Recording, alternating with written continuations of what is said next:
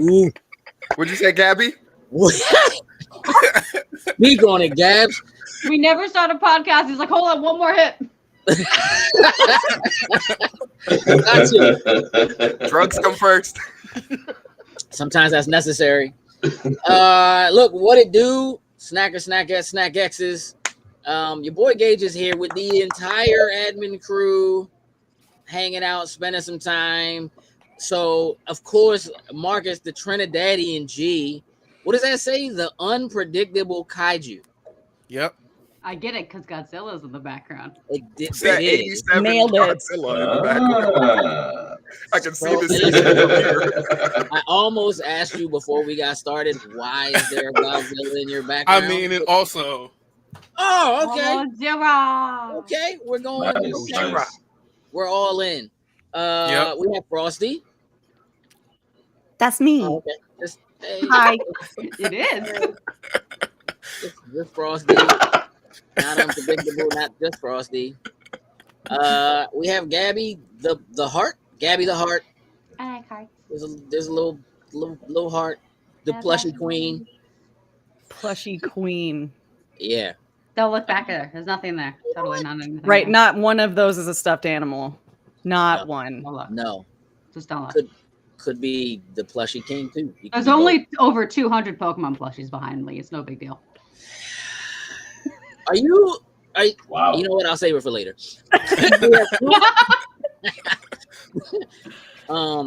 Coop is our current animatronics claymation man in the back.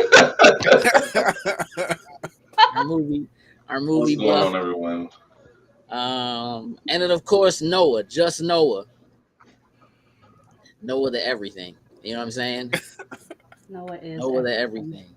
What's up, gang? So what's happening today is I thought it was kind of important for us at Loading Snacks to take some time and just kind of recognize these folks because as our admins in various like Facebook spots and stuff like that, which is, you know, Facebook's is for the olds. So the fact that we're there kind of speaks about us a little bit, but look, just thought it was kind of important to really acknowledge you all and the work that you do and put in on a weekly, bi-weekly, monthly basis, really helping us as a team at Loading Snacks put out content and make content that, you know, has an opportunity to reach a lot of people. And the reality of it is we really couldn't do it. Definitely not the way we do it without you all. And so I just wanted to take a moment to kind of bring all of you together because more often than not, most of you are not on content together, don't necessarily get to speak to or see each other or kind of hang out with each other. And so, you know, I just thought it would be kind of cool for us to kind of have a moment to get to know each other a little bit and kind of talk about what makes each other tick and then just kind of have some fun hanging out and talking and so forth. And so while I respond to this text message from one of my children, who's on her way home. That reminds me. I texted Zaina and she needs to respond to me. She's out somewhere in the streets. So I don't, you know, she has class and she was on her way to, she said she was going to Comic Logic. So This is literally a week ago. Oh, well then text her again because literally she's like on her way to Comic Logic. I owe her money. Oh, Ain't well, that that's acting probably Hollywood on that's you, Marty? probably why she didn't respond. Oh. Is probably what that is. I Oh. also do know that she's been working on what you all have meant, so I won't. I'm so excited. Those aren't my beans to spill. So look, here's what I want to do. I kind of want to take a moment to just kind of, you know, allow each of you to, you know, kind of talk about yourselves individually, and I kind of want to do some things to get to know each and every one of you. I'm going to start, Marcus, with you. I would like to start by letting you explain what the unpredictable kaiju is. This is new for me. And if this is your wrestling name or your new finishing move or whatever it is, that's cool. I'm just unaware. You know, I didn't look at it that way, but now that I look at it that way, it's a lot more doper now. Yeah, you know what I'm saying? Like it could be. I figured I would change it up for this instance instead of having the normal the undisputed villain motif that I would do on the Finisher podcast. So I changed it up for this particular instance since I'm with the other admins and I'm kind of blending a little bit of the anime world, the wrestling world, all into like one thing. So it's carrying all the tropes.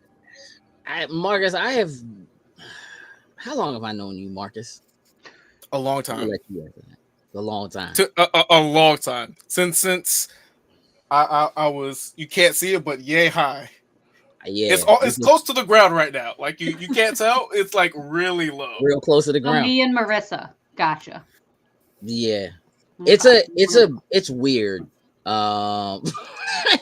It's weird how long we've known each other. We have actually worked together. We did work with the same company. Yeah. R.I.P. And in the same building, on occasion, which is not unlike myself and Jokes and myself and Kay or myself and Coop. We've all worked together in some way. But I may have known you longer than any of them. With the exception of maybe Sin. Sounds about right. Yeah, probably known you longer. I don't know. I'm gonna say since you were like 6, something like that. Yeah. Yeah. Here's the thing: you haven't changed much since you were 6. Like the same things.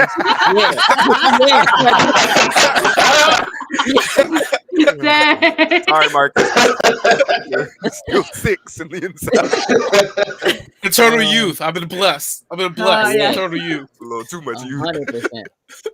100%. So look, talk to me about what are some of your big, like you're involved with us, but you specifically work with Jokes doing our Finisher podcast, and you've done other stuff with us, but specifically the Finisher podcast. So like clearly wrestling is a thing for you.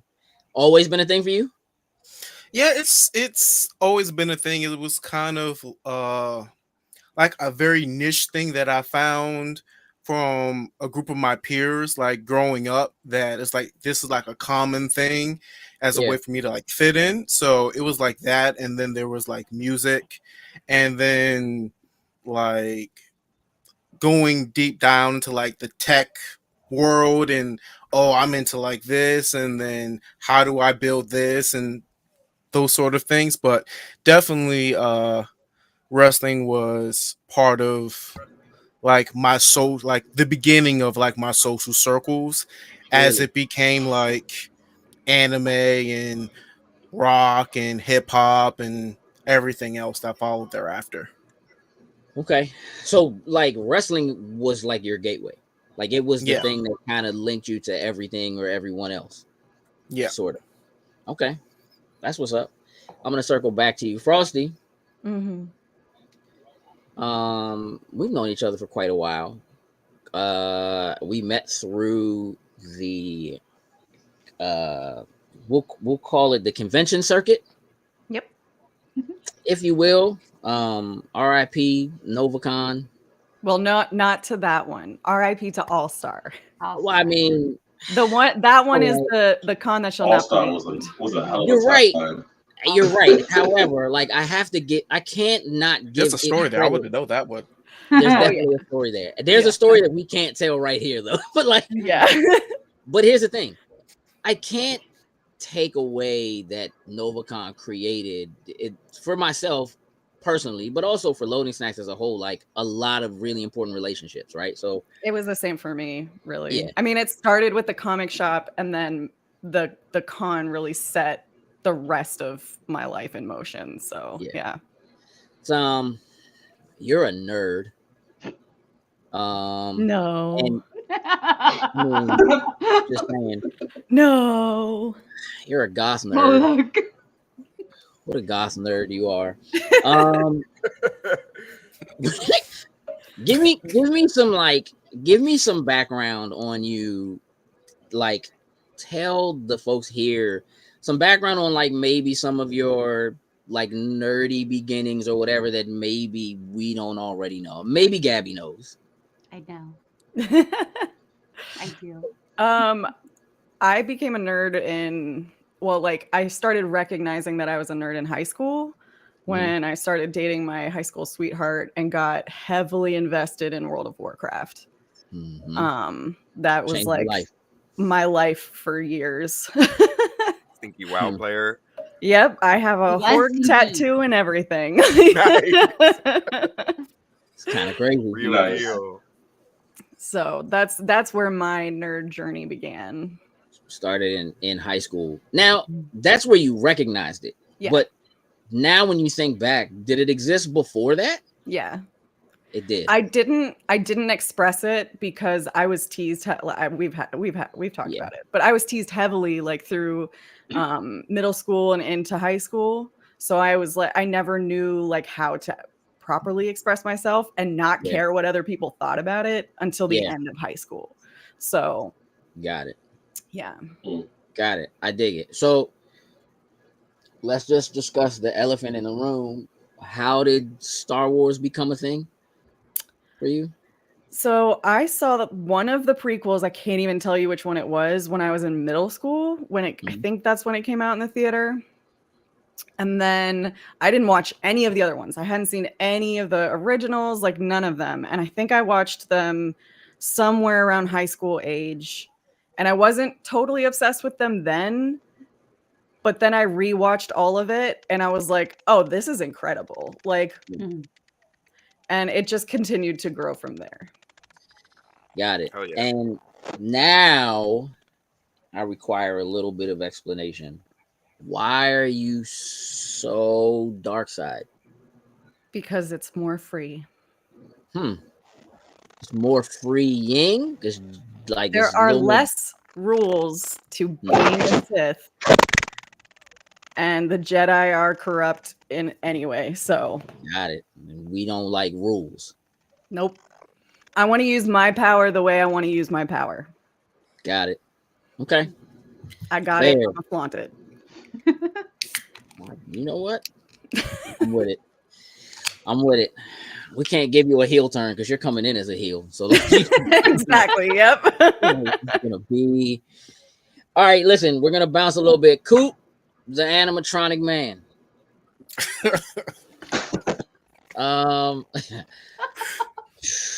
Let's see, Coop. We probably go back about it might be 20 years or so now. Let me think. Coop, you are the only other person on the panel besides myself who has a child. And you've been a nerd / geek in some manner for as long as I've known you, but mostly, specifically, like a movie geek. Is that fair to say? There's something wrong with your mic, dude. Yeah. Yeah, you sound like the most robotic. I don't think it's because it's The like mic, I think it's the connection. Yeah. yeah, or Might something be. like that. Like you sound like a little wavy. Yeah, it's a little choppy. I'm gonna come back to you. We'll see. Just give me like a mic test. All right. Hey, That sounded fine. that sounded Yeah. great. So who knows? And there it goes. Ah! Now it's back to being William Wonka. Good old Star Trek. Yeah, I look at happening, right? Noah, can you hear me? Yeah, I can hear you. Excellent. You sit so still and stone faced that I didn't know if you were frozen or not. I was replying to my father, so I had to. Oh, crap. I was got just it. writing cool things about my car, but I'm here. All right, nah, that's cool. Listen, so like of the people here, I've known you for the shortest amount of time, right? But you and I have had some of the best conversations ever. On facts.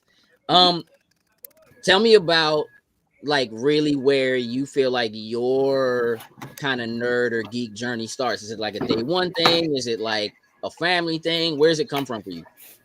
I think it is a day one thing because just always as a kid, I've always been attracted to, you know what I mean, fantasy style stuff in any capacity. Yeah. Cool main characters in media and stuff like that. Fighting and action from a really young age before I had any favorite series or stuff like that. So I think it's always been there. And then I don't know, when I was younger, me and my brother were experimenting a lot with video games and stuff like that. And to be honest, maybe because my parents didn't let us, that was the phase between like everybody having a TV and everybody not having a TV. I'm 31, so that was about that era. So my parents were on the side of parents who didn't want us to have but one TV, supervised watching, you know what I mean, stuff like that. And then you've got a bunch of my friends whose parents were the type of parents who y'all watch whatever, we get a TV and throw it in your room, you know what I'm saying, computer in your room. My parents, no computer in the room, no TV in the room. So maybe that restriction made me want it more.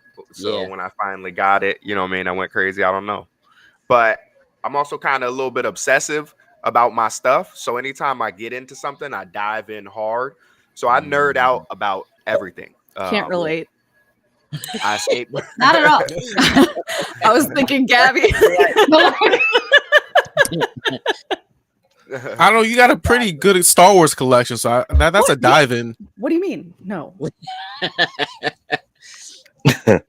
So yeah, when I get into stuff, I really get into it. So that's like that with everything. Like I skate, I play guitar and stuff like that. I got into those and got so obsessed with them. So it's just like also nerd stuff because I'm into it. I just get really obsessed with it. You know what I mean? Dive in from every angle, whether that be video game, animated series, products. Yeah. Does it ever feel? Go ahead. Does it ever feel like a sickness? Nah. No. Not even close. I just like what I like. Yeah. But like and like healthily obsessively. I think that like when you say like you get obsessed, like it's easy for people to like read into something like that and be like, I don't know. That's, you know. Okay, well, let me break it down. When some people get into, for example, anime, you want to use that as something nerdy. Sure. They'll watch anime and they've seen it and they may have seen 200 of it. That's not how I'll get obsessed with things. When I get into anime, for example, I need to know the studio, the producers, the committee, the name of the voice actors, who's the author, how did he grow up, the production of the manga, what's the producing company and the distributor. That's how I obsess with things. So it's like that turns into like a whole love, and that's just kind of my, I don't know, I've always loved like just finding a little bit more information about here or that, you know what I mean? So that's why I say obsessive things, as to where you might be the type of nerd, which isn't a bad thing, but you just simply consume it, you know what I mean? And you just consume it a lot. And I wouldn't say that's really the obsession that I'm talking about. Right. It's more direct. It's like, is it for you? Is it one of those things where like do you have to find something that you like enough to dive that deep, or is it kind of like an automatic thing for you? Like if you like it, you're gonna like, is diving into it and getting that additional information, does that help you enjoy it more, or do you already have to be enjoying it that much before you'll dig that deep? For sure. Nah, I mean, maybe a little of both. I mean, I guess in certain examples, I could enjoy it enough to dig that deep. But digging deeper is usually part of the fun. But it's like a video game, for example. Like I won't play a competitive video game if I'm not going to be nice at it. So that means if I'm getting a new competitive video game that's online, I mean, streams are open, YouTube videos are watched, hours are put in, and we getting nice at this game. You know what I'm saying? That's kind of how I am with all things of my nerd stuff, or anything really. And I think that's what really developed my nerds to culture for myself, is just like, you're doing maybe it's OCD or ADHD, I don't know. But just, I mean, it could be a combination of the two, stuff like that. Speaking of possibly being obsessed with things, Gabby. Yes. The plushie queen. Yes. Yeah, the plushie queen, formerly known as the Thigh Warden. I'm still the Thigh Warden. Nah, but it's different now. No, technically Plushy I'm the thighs, second. all sides are allowed, not just plushy ones. That's how. You I know what mean, yes, all thighs have always been allowed. Okay, I like it. Not an all thighs matter campaign. Basically, that's basically what it is. Again, let's talk about some of your like geek life. Pokemon clearly is a thing that had to start young, right? Yeah, very young. How did you find it in the first place? So, funny enough, my mom for the longest time did not like me being in Pokemon, but I still credit her with getting me into it because she worked and worked out at a gym, and she would take me to the gym when I was really young and put me in like, the daycare center where all the kids would run around, and they were always playing Pokemon on the TV screens. And that was the first place that I remember seeing it for the first time. Okay. And then I would just I'd play with the other kids, but I'd sit there and I'd just watch Pokemon the entire time. My mom was there for hours. So like your introduction to Pokemon was through the show, not through the games. It was through the Same. show first. Yeah. Okay. Same. And did that eventually like did you even know that there were games? Like is it I figured out very quickly that they were games, both card games and the video games, because my dad, you guys most of all pretty much know my dad. That's how I met all of you, is through my dad. I met Marissa through my dad. But he's big into comics. The nerd started day one with family. So once he found out I was into Pokemon, he would trade comics all over the world with people before like Facebook and all that forums were a thing. Yeah. And he would tell his comic book friends that he had a friend that had a daughter that loved Pokemon. So they would send him Pokemon cards from all these different countries. So like I have a lot of Italian and German Pokemon base set cards from those days. So I got introduced to the cards, and then that easily introduced me into the video games, and it just kind of kept going from there. Escalated, would you say? Only slightly. I don't own every single Pokemon game. I own more than that. Like, what do you I own two of every single Pokemon game. I own them in different languages. X for doubt. There it is. I own them in different languages. Is it so like how does that then so is Pokemon the bridge that leads you into anime? Like you're on our anime chat podcast weekly. Is it Pokemon that introduces you to the rest of anime, or how does that happen? I would say it was the bridge. We all remember Toonami. That once I figured out Pokemon was on there and on Adult Swim, I would see other shows that kind of looked like it. I didn't know it was anime at the time. I just thought it was. Because Pokemon isn't anime. So I was gonna say, did y'all watch? Because for me, this is how it was. When the Yu-Gi-Oh, Fist of the North Star, and Pokemon era was out, I thought originally they were either Chinese or American when I was really young. I had no idea. I thought they were American. Yeah, I just thought they were American. Right. And then when Naruto came out, which was a little bit further, Dragon Ball Z as well. When Naruto came out, which was a little bit further, then I saw mangas in the library, so I realized it was Japanese because I looked it up online. But when I first saw Pokemon, Yu-Gi-Oh, Fist of North Star, Digimon, Yu Yu Hakusho, Inuyasha, stuff like that, to me seemed like it was just a cartoon. So I didn't. That to me wasn't really a bridge until more so of like a little bit before the Naruto era. I want to say is when I really realized, okay, I like anime. Before I was like, I like cool stuff that's animated. Right. Know? Sorry to cut you off. Do you give credence for any of you? Do you give for all of you who like anime? Do you give credence to Toonami for being that for you, for making it easily accessible? Definitely, 100%. Again, I come from an era for accessibility, not for the start, but definitely for the accessibility. Not for the start for you, Marcus, but for everyone else. For sure. Okay, I mean, I was already old when Toonami started. When that Toonami Adult Swim thing, you're right, but that's not like it's crazy to say. Nah, he basically just hit me with the I'm 56 years old. Damn, he's basically damn old head. My dad is like 3 years older. You still in your, what I'm saying, good era. Yeah, I mean, I'm not. It just was for me, it was. I was watching that happen, like, for people. Like, I was watching anime become mainstream, where when I was, in middle school and in high school, like, you had to, like, go seek it out. Like, we had to go find places where you could buy anime on VHS and get it in. And it was like, it's for real. My bridge to anime was probably Street Fighter, because Street Fighter 2 was such a major thing when I was in middle school, and then they put out an anime, and it was like, there were like these rumors of like, have you heard that there's a Street Fighter cartoon? You know what I mean? Kind of thing. And it was like, oh, we got to get out. And then I found a place, you know what I mean, that had it, and we got our hands on it, and it was like, oh, this is incredible. And once we had it, like, we knew that it was anime, right? And you could rent, like, there was an anime section in Blockbuster. So we could go to Blockbuster and like rent anime specifically from there. And like, that's how we got a lot of it. Like, we had to go and seek it out. And you kind of had to either know what you were looking for, or just know that what you were looking for was something different from cartoons.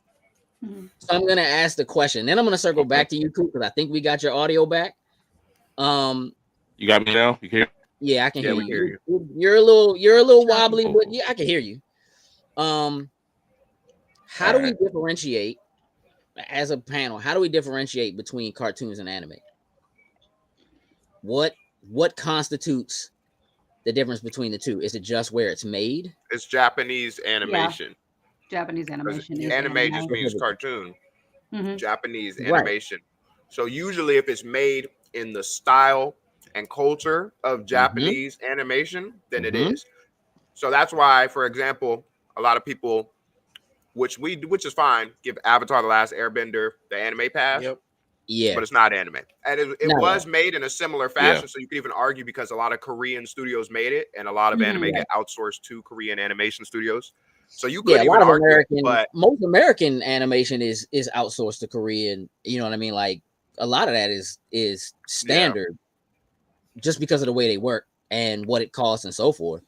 But there the are art style is what Yeah. really is like what really seals the deal. There's the art style, the comedic humor, obviously the tropes and stuff like that. Yeah. Is it for me, what I've had to use to help make the distinction, not just for myself but for other people, is that, generally speaking, like, anime draws from manga, and manga in terms of comics is not the same as American comics. And so they have certain tropes and things that happen in manga that are brought over to what they do in animation that is different from what we normally see, or the way that we would see American cartoons. And I'll use something like an Inspector Gadget, or like a Fat Albert, or a G.I. Joe. G.I. Joe and Transformers were definitely like pulling at the time from anime. You know what I mean? Yeah, they were pulling from anime. Yeah, I can see that. So, but from a business perspective, the goal of anime is to boost the manga. As for where comics, that's not the case at all, like whatsoever, in any capacity. Is the animated series, the movie. As for example, I argue this with One Piece fans all the time, which I am, but I'm also a comic fan. So they're like, oh, One Piece about to outsell Superman. It's about to outsell Batman. First of all, Superman sold this much when people walked to the store. Okay. Right. We had no internet in the 50s when people started buying it. Yeah. But second of all these Superman movies has come out. Superman's been at the same like 5 million sale range for like 10, 15, 20 years. So it's like the movies have literally zero impact on the comic sales, as to where Jujutsu Kaisen comes out. Jujutsu Kaisen been the top sold manga for 3 years in a row because of season 2. That is a direct correlation. So it's like that's the direct goal from a business standpoint. Yeah, it's the most cartoons, like, when cartoons for kids, right? So like the American audience, there were animated shows that were prime time. If you think old school stuff like the Flintstones, those are really made for adults, truthfully, right? But definitely. like, when you start thinking cartoons, the real push in cartoons was done to sell toys. It wasn't specifically to say, it wasn't for comics. It was to sell toys. He-Man, that show was designed to sell toys. If you watch the original Transformers, if you watch like G1 Transformers, when they did the Transformers movie, in the animated movie, they killed off all the original Transformers because they wanted to create and sell new toys. So when they brought the other season back, they had to introduce new characters, and that allowed them to introduce and sell new toys. That's literally why they did it. And so parents went crazy. Like, you can't just kill Optimus Prime. Kids love him. So eventually they brought him back, right? But like, that was literally the reason why they did it. Hasbro had their hands in it. They're helping to pay for the animation, and they wanted to make sure they could sell toys. And that's the same thing that happened with a lot of what those cartoons were. Those very action-oriented, your G.I. Joes and your Transformers and so forth came from that same space. So anime is very different. And well, it's a little similar though, because if you think about every single anime that was popular, not 80s, a little bit 90s, but early 2000s was something that had a product selling, just like toys, video games, movies, etc. Which would be Pokemon, Yu-Gi-Oh. I feel like when it came to anime, it was more. When it came to anime, I remember around the time I was looking for anime toys, but it was definitely more collectibles. I guess you could say more cards, more like shit you don't take outside the box. Well, to be fair, a lot of their stuff wasn't produced here. You had to buy it. Correct. Which the options for that was a lot harder back then. Which the options for that are easy. I can type in Amazon.jp and order it today. So that was a big thing too as to why their toys were doing real low. But what we had were video games, card games, a couple toys like the big ones that made it, Dragon Ball Z, Yu-Gi-Oh, stuff like that, Pokemon. But the video games was a major thing, which is similar to toy sales, like same concept. That idea of like having an IP and having that IP be multi-channel, right, and be able to sell in multiple threads, then it becomes, well, the IP is popular. It's not necessarily that one thread is more important. So like when you bring up something like Superman, it doesn't necessarily have to move the needle in terms of comic sales because we can move toys. We'll make another animated show. Like there's so many animated shows and there's so many TV shows that have Superman in them that like the IP has strength, right, and the name and the symbol has strength. And so like that kind of thing became a little bit more important. It's actually a very American way of doing business, right? It's just a very capitalist way of doing business. So again, that's one of the things, like that kind of business stuff is the stuff I get nerdy about, which is a whole other thing. Yeah, it's like the Warner Brothers store, like back in the day where you could go and buy like all the Looney Tunes, bro, I missed that. And like everything, like it wasn't correlated to the cartoon, but the cartoon correlated to their actual merchandise. Like they had bowling bags and bomber jackets, and it was like, this is how we're going to sell merch to recoup money from all of this production and just to make a profit. You got to think about what they had real life gremlins hanging from the ceiling in the WB store. I remember that. There was nothing cool about Bugs Bunny. Back in the day, when the Star Wars movies came out, man, they had a Darth Maul Slurpee cup. Their production game was different back then. Yeah. I read about movies well, she's going on the internet to find it now. Now she already has it. Oh, never mind. She's got it right there. Wait, you have the Darth Maul Slurpee cup? She has 3. I have the topper. From like the original release. Yeah. That's amazing. I tell people all the time, it's one of my favorite childhood memories is getting that Slurpee and then seeing the movie hyped me up so much as a kid for that movie. And then Darth Maul had 4 minutes and died. Oh man, I was crushed. I had somebody who hadn't watched the animated series go, he's only in the movie for a few minutes. How do you love him that much? I was like, well, let me tell you. How much time do you have? Right, exactly. If I was down the rabbit hole, you shall go with me. Come, follow the white rabbit. Oh, we love rabbit holes here. Oh, it's one of our favorite things. Noah just said he makes rabbit holes for the things he loves. Like I'm diving deep into this rabbit hole. That's what it is. Locked in. Same. I like to half-ass hobbies.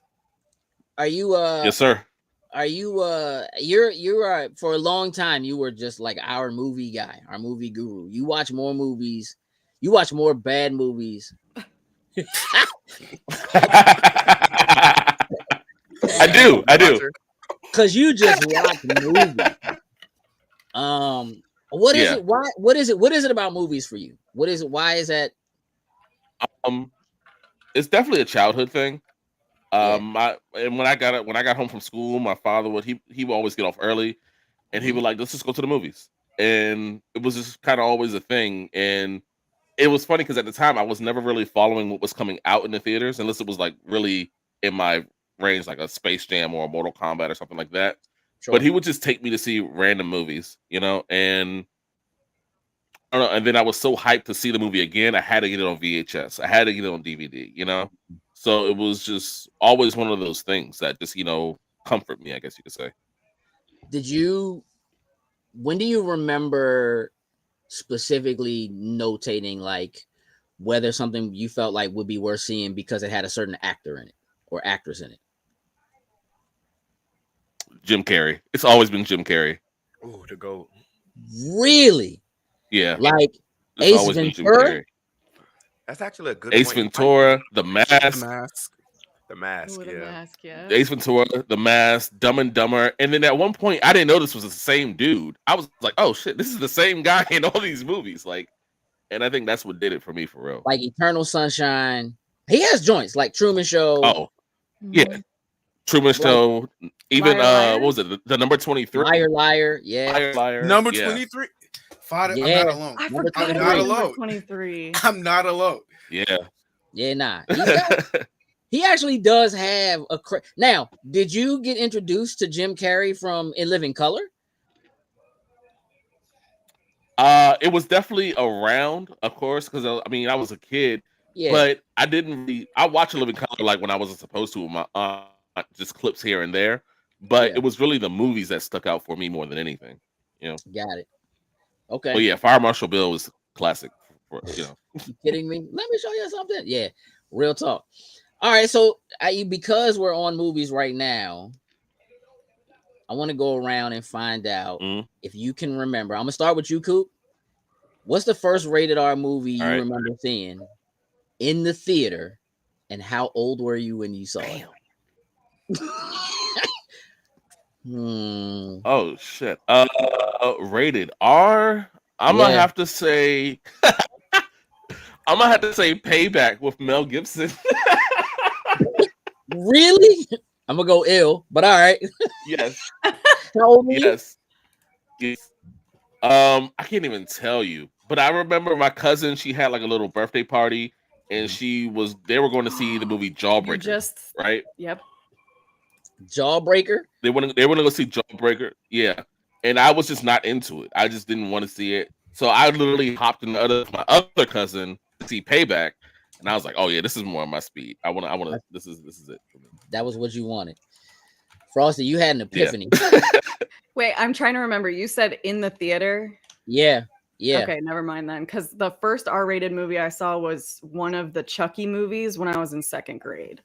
Oh, I mean, that's early. For sure. But it's That started either the Goth journey right there. Yeah, the goth journey started in second grade. Play 3 or something. the thing I remember the most from it is the bicycle pump murder. That was Oh yeah. that was brutal. But I think it was either V for Vendetta or the Blair Witch Project. I can't remember if I saw Blair Witch in the movie theater though. Okay. Yeah. Blair Witch was definitely a moment. Like, yeah. That was I had a friend. Absolutely. I had a friend who lived in a wood cabin in the middle of the woods on a mountain. Nope. And it was just this little, like, I think it was called Gladen. And it was just like 4 or 5 cabins. And yeah, this absolutely haunted. Sounds and like the perfect place to watch it. Yeah. I stayed there like right after watching it. And I was like, well, this is smart. Why? Nope. This feels real good. This feels right.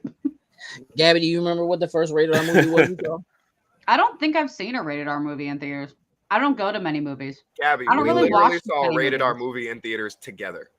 Did we? What movie was it? The Overlord movie. That was rated R? Overlord movie? You didn't Yeah, see it? NC-17. Listen, I'm first way rated R behind movie on in Overlord. Oh my Technically, goodness, the NC-17. movie was amazing. It was such was a really great good. theater movie. That's a different Mhm. story, but it was legit like one of the better anime theater movies I've seen. But yeah, Okay. that's a rated R movie. Yes. Oh, I didn't know that. I just go because it's anime. She's like, yeah, anime can't be rated R. It just is. No, it definitely. What you mean? But no. I know it can. I'm saying like I the was way gonna say, she's don't saying open it, this like, can is of wrong. worms, Gage. Oh no. It definitely gets worse than rated R in anime Okay. for sure. Yeah, I was gonna say you an anime fan. Yeah, but for Gabby, it's just like, oh nah, it's just anime. It's all, you know what I mean? Oh, I see what you were saying. Yeah. No, you weren't From explaining. my Okay, perspective. my bad. Yeah. No, But- you remember your first rated R movie? Yeah. I was trying to think. It was either Freddy versus Jason, or is Troy rated R? It might have been Troy. Troy is rated R. Yeah. It might have been. Oh, then I saw that. Did you Freddy see vs. that in the Jason, theater? we snuck into. I wasn't allowed to see Okay. this one. I was on like 10 when that movie came out, 10 or 11. I can't even remember. Yeah. What is it? Troy, I think I went to see with my dad. When did Braveheart come out? No, that was too early. Maybe it was Gladiator 2. It could have been one of those. Okay. I can't remember. Anything Gladiator. after, like, if those were after 2004. But I'm leaning towards Freddy versus Jason. Okay. I think that was it. And that scene where they were getting busy on the bed and Jason came in and folded the bed in half. Bro, 11-year-old me was so traumatized. The folded the bed in half and they were laying on it the opposite way. So Broke 'em. spine breaker. Terrible, That was a bro. wrestling Mortal move. Kombat move. Yeah, it is officially a Mortal Kombat move. Marcus, you remember your first rated R movie? It's actually similar, no, but I know for a fact it was Freddy versus Jason. Was Really? it really? Yeah, Who It took had you a to good see theater run. that? Definitely. my Fun sister. fact, that's when Your Sprite sister Remix took you to came see out. that? Yeah, You know what? Sprite Remix came Hey, out no, right around that you time. just really. I was thinking that, but I was like, that's not even relevant. But yeah, you're absolutely right. Nah, listen. I let me went to tell the you theater to see that. it's always relevant. Whatever nostalgia points take you back to a thing, like they're always relevant. Like all of that matters. Like if Sprite Remix was a thing, you're like, nah, because that was right when Sprite Remix came out. Because I remember ordering that when I sat down in the theater to watch, and it was a big, like that counts. Yes. That definitely matters. My cousin had a 100%. birthday party and we went to see Freddy vs. Jason. When we came to his house, his like one of the hors d'oeuvres was Sprite Remix. That's why I remember it. And it had just dropped. It had just dropped. That's That what's one. up. My parents would let me drink soda, so I was like Sprite Remix, like you know. Oh, You went crazy. I remember. fair. Poor memory.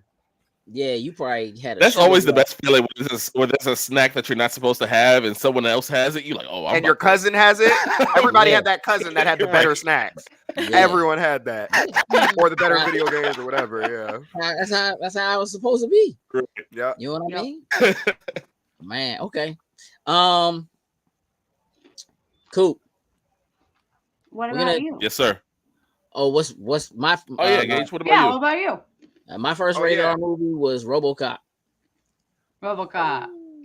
the original never seen it. RoboCop. Hey, Begged my that's father a to hard take R me in to see that the one. beginning. That's just A super hard R, I haven't seen That's a- RoboCop. Neither. bro. You haven't Really? seen it? It's The pretty good. original? Seen it.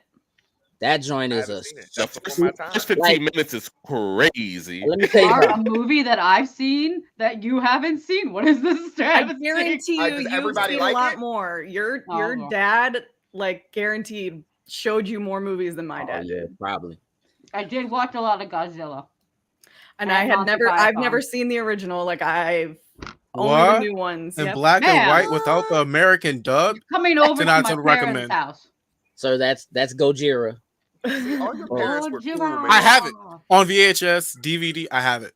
He says Like, I I have. will like mail it. that. Mail it. Yeah. Let's go. I mean, I definitely should not have seen RoboCop, but I was in like 6th grade, and then they made RoboCop a kids thing. Like then they did an animated show, turned into a whole thing. They had toys and all that kind of stuff. Because again, Probably that's 'cause what it so was many of y'all about. went to see it. Yeah, it was like, and I'm gonna tell you what, it was horrific, but it was still one of the most incredible things I had ever seen in my life. Like they literally shot a man to pieces, bro. Like there was nothing left of that man when they finished shooting him. It was incredible. And then, like at the end, there's this one scene where like they dump a vat of acid, falls on this dude, and he's literally like melting, and he's Mhm. like dragging himself across the street, and a car hits him, and Slim just splatters. It's incredible, dog. That joint is incredible. And it's the 80s, so it's like everything's practical. You know what I mean? Like there's they did like stop motion stuff for like the Ed 209 and that kind of thing. But yeah, that joint was like That's that joint cool. was everything. And I was So it should probably be a movie club watch. 100%. I'll join 100%. for that It's one terrible. for sure. It's terrible. Like it's not. Definitely. I don't know that it holds up. To be real. I wouldn't imagine. I mean, not many 80s movies do. No. Yeah, like when they like, but the idea of RoboCop being like a fully like android man who kind of remembers his past as things are happening to him. He just was dope, man. He had the pistol in his thigh, bro. That joint used to open up and he pulled that joint out and just wet the whole scene. It was it's super 80s, bro. 100%. Yeah, that was my first rated R movie, and then I never looked back. Never looked back. I didn't go PG-13 ever again. Never looked back.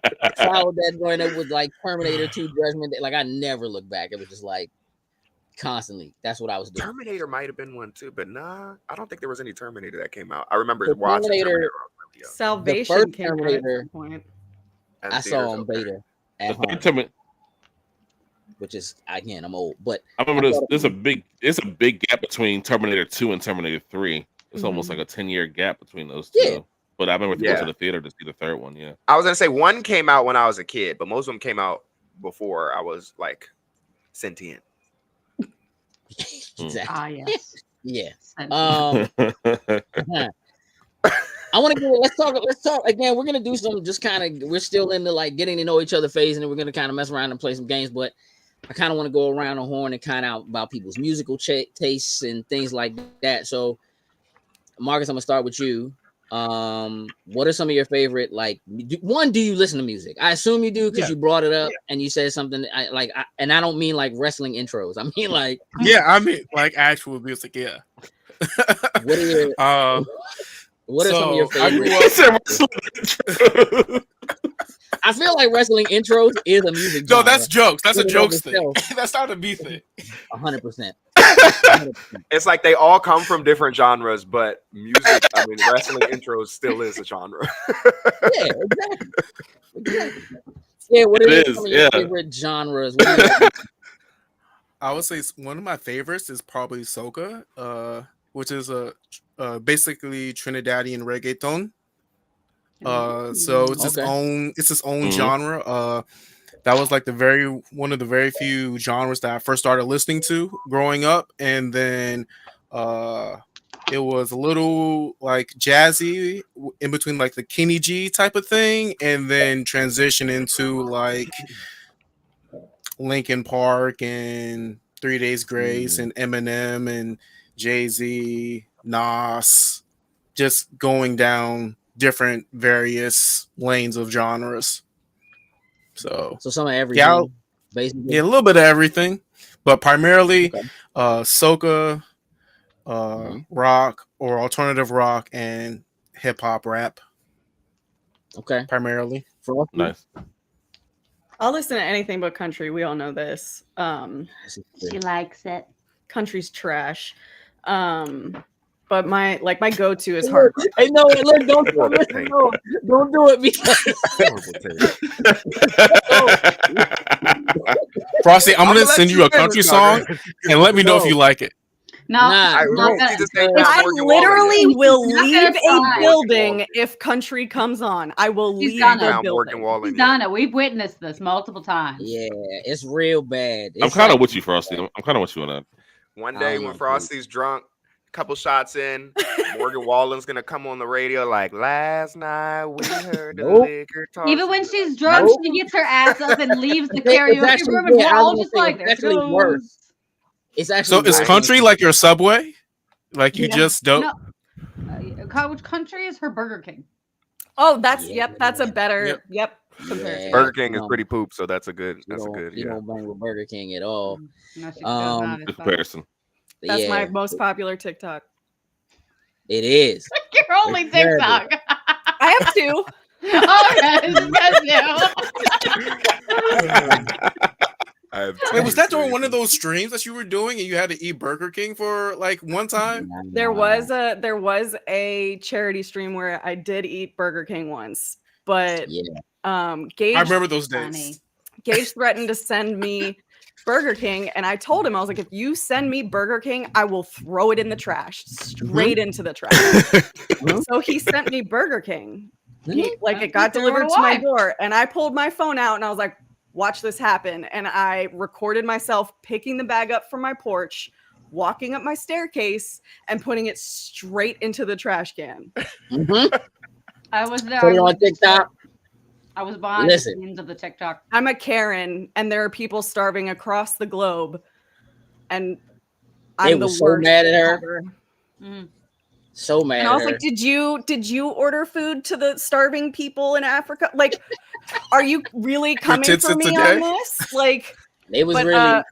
It got eaten. Gabby likes Burger King, so like there wasn't anything in the trash can. I pulled it back out. You should have played the. You should have played the sad donation music in the background as you were throwing it away. The chicken fries.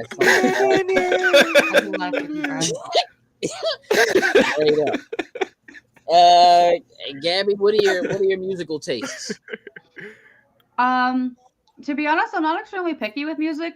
If anyone puts something on, I'll probably like it. Maybe that just comes up from, listening to a lot of different music with my mom and my dad. They both like a lot of different things. And also with my ADHD, I just like a lot of tunes that are catchy. So I really am into a lot of pop. I like hip hop and rap. Really into K-pop because, they always have those catchy tunes. Let me tell you something. And they're pretty. And they're very pretty. They're all very pretty. Wait, all of them are pretty. The boys and the girls. Yeah, there's all of them are pretty. Yeah. Blanket statement. That's blanket part statement. of the genre. Yeah, is pretty. They're just pretty people, but and obviously anime openings and endings are always as a genre. Anime openings. Because it's introduced me to a bunch of different cool artists like Ado and oh my god, Noah. The one that did the Witch Watch opening. I'm always mispronouncing their names. Yasobe? Yasobe, thank you. They're amazing artists. Love them a lot. Creepy Nuts is fantastic. So I'm a little bit of everything. If it's got a catchy tune, I'll probably listen to it. Okay. So what about Sabrina Carpenter? Wait. What? Rewind? That's the I listen to everything and Sabrina Carpenter. Got it. All right. You snuck that in there the last second. She remembered real quick. Hey, it's a paid advertisement. Right. I wish we did have a Sabrina Carpenter. What? Shoot. Yeah, cool. I've always loved hip hop. I've always loved hip hop and R&B.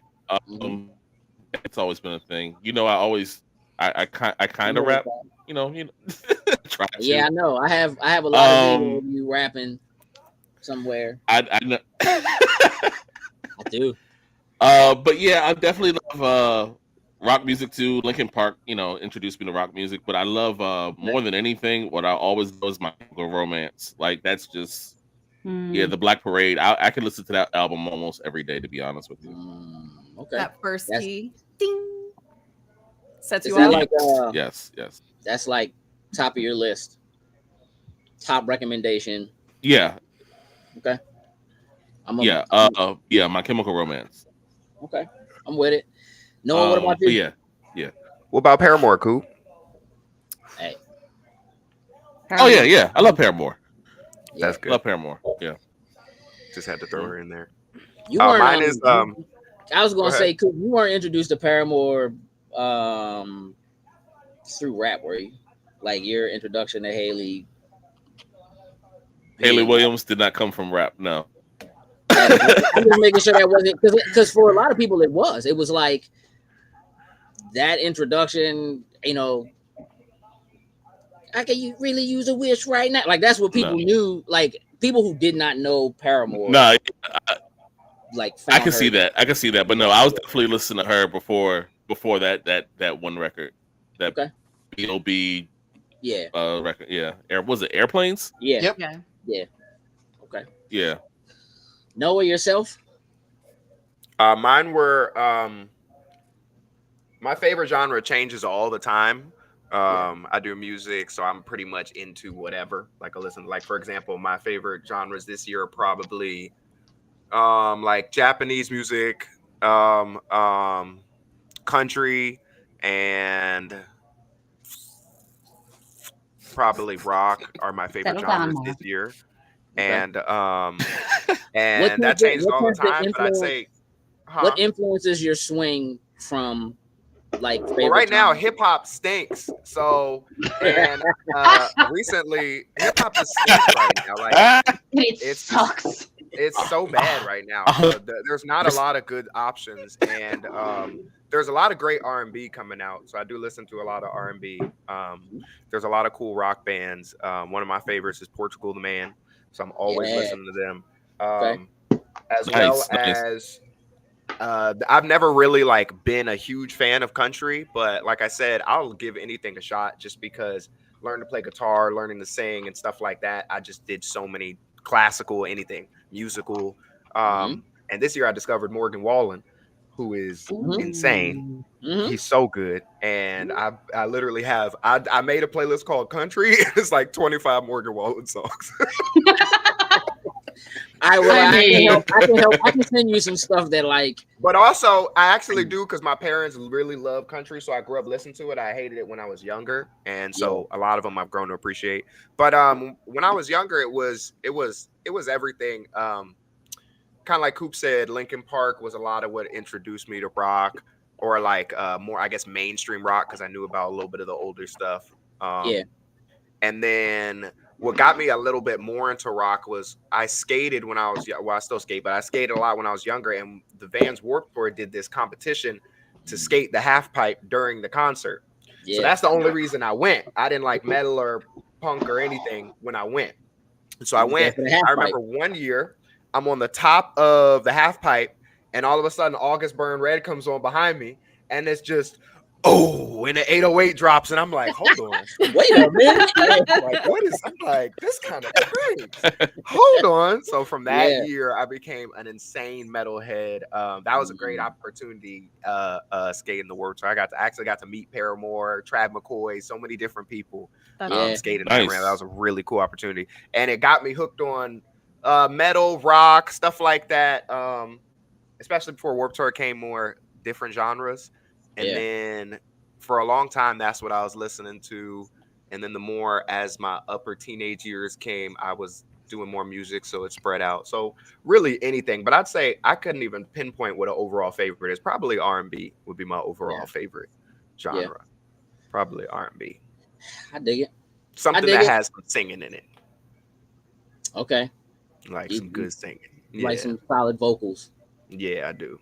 Yeah, I'm a sucker for really good harmony, like, and it really doesn't matter what the genre is. If there's like really like tight, like harmonious resonance in there, I'm there.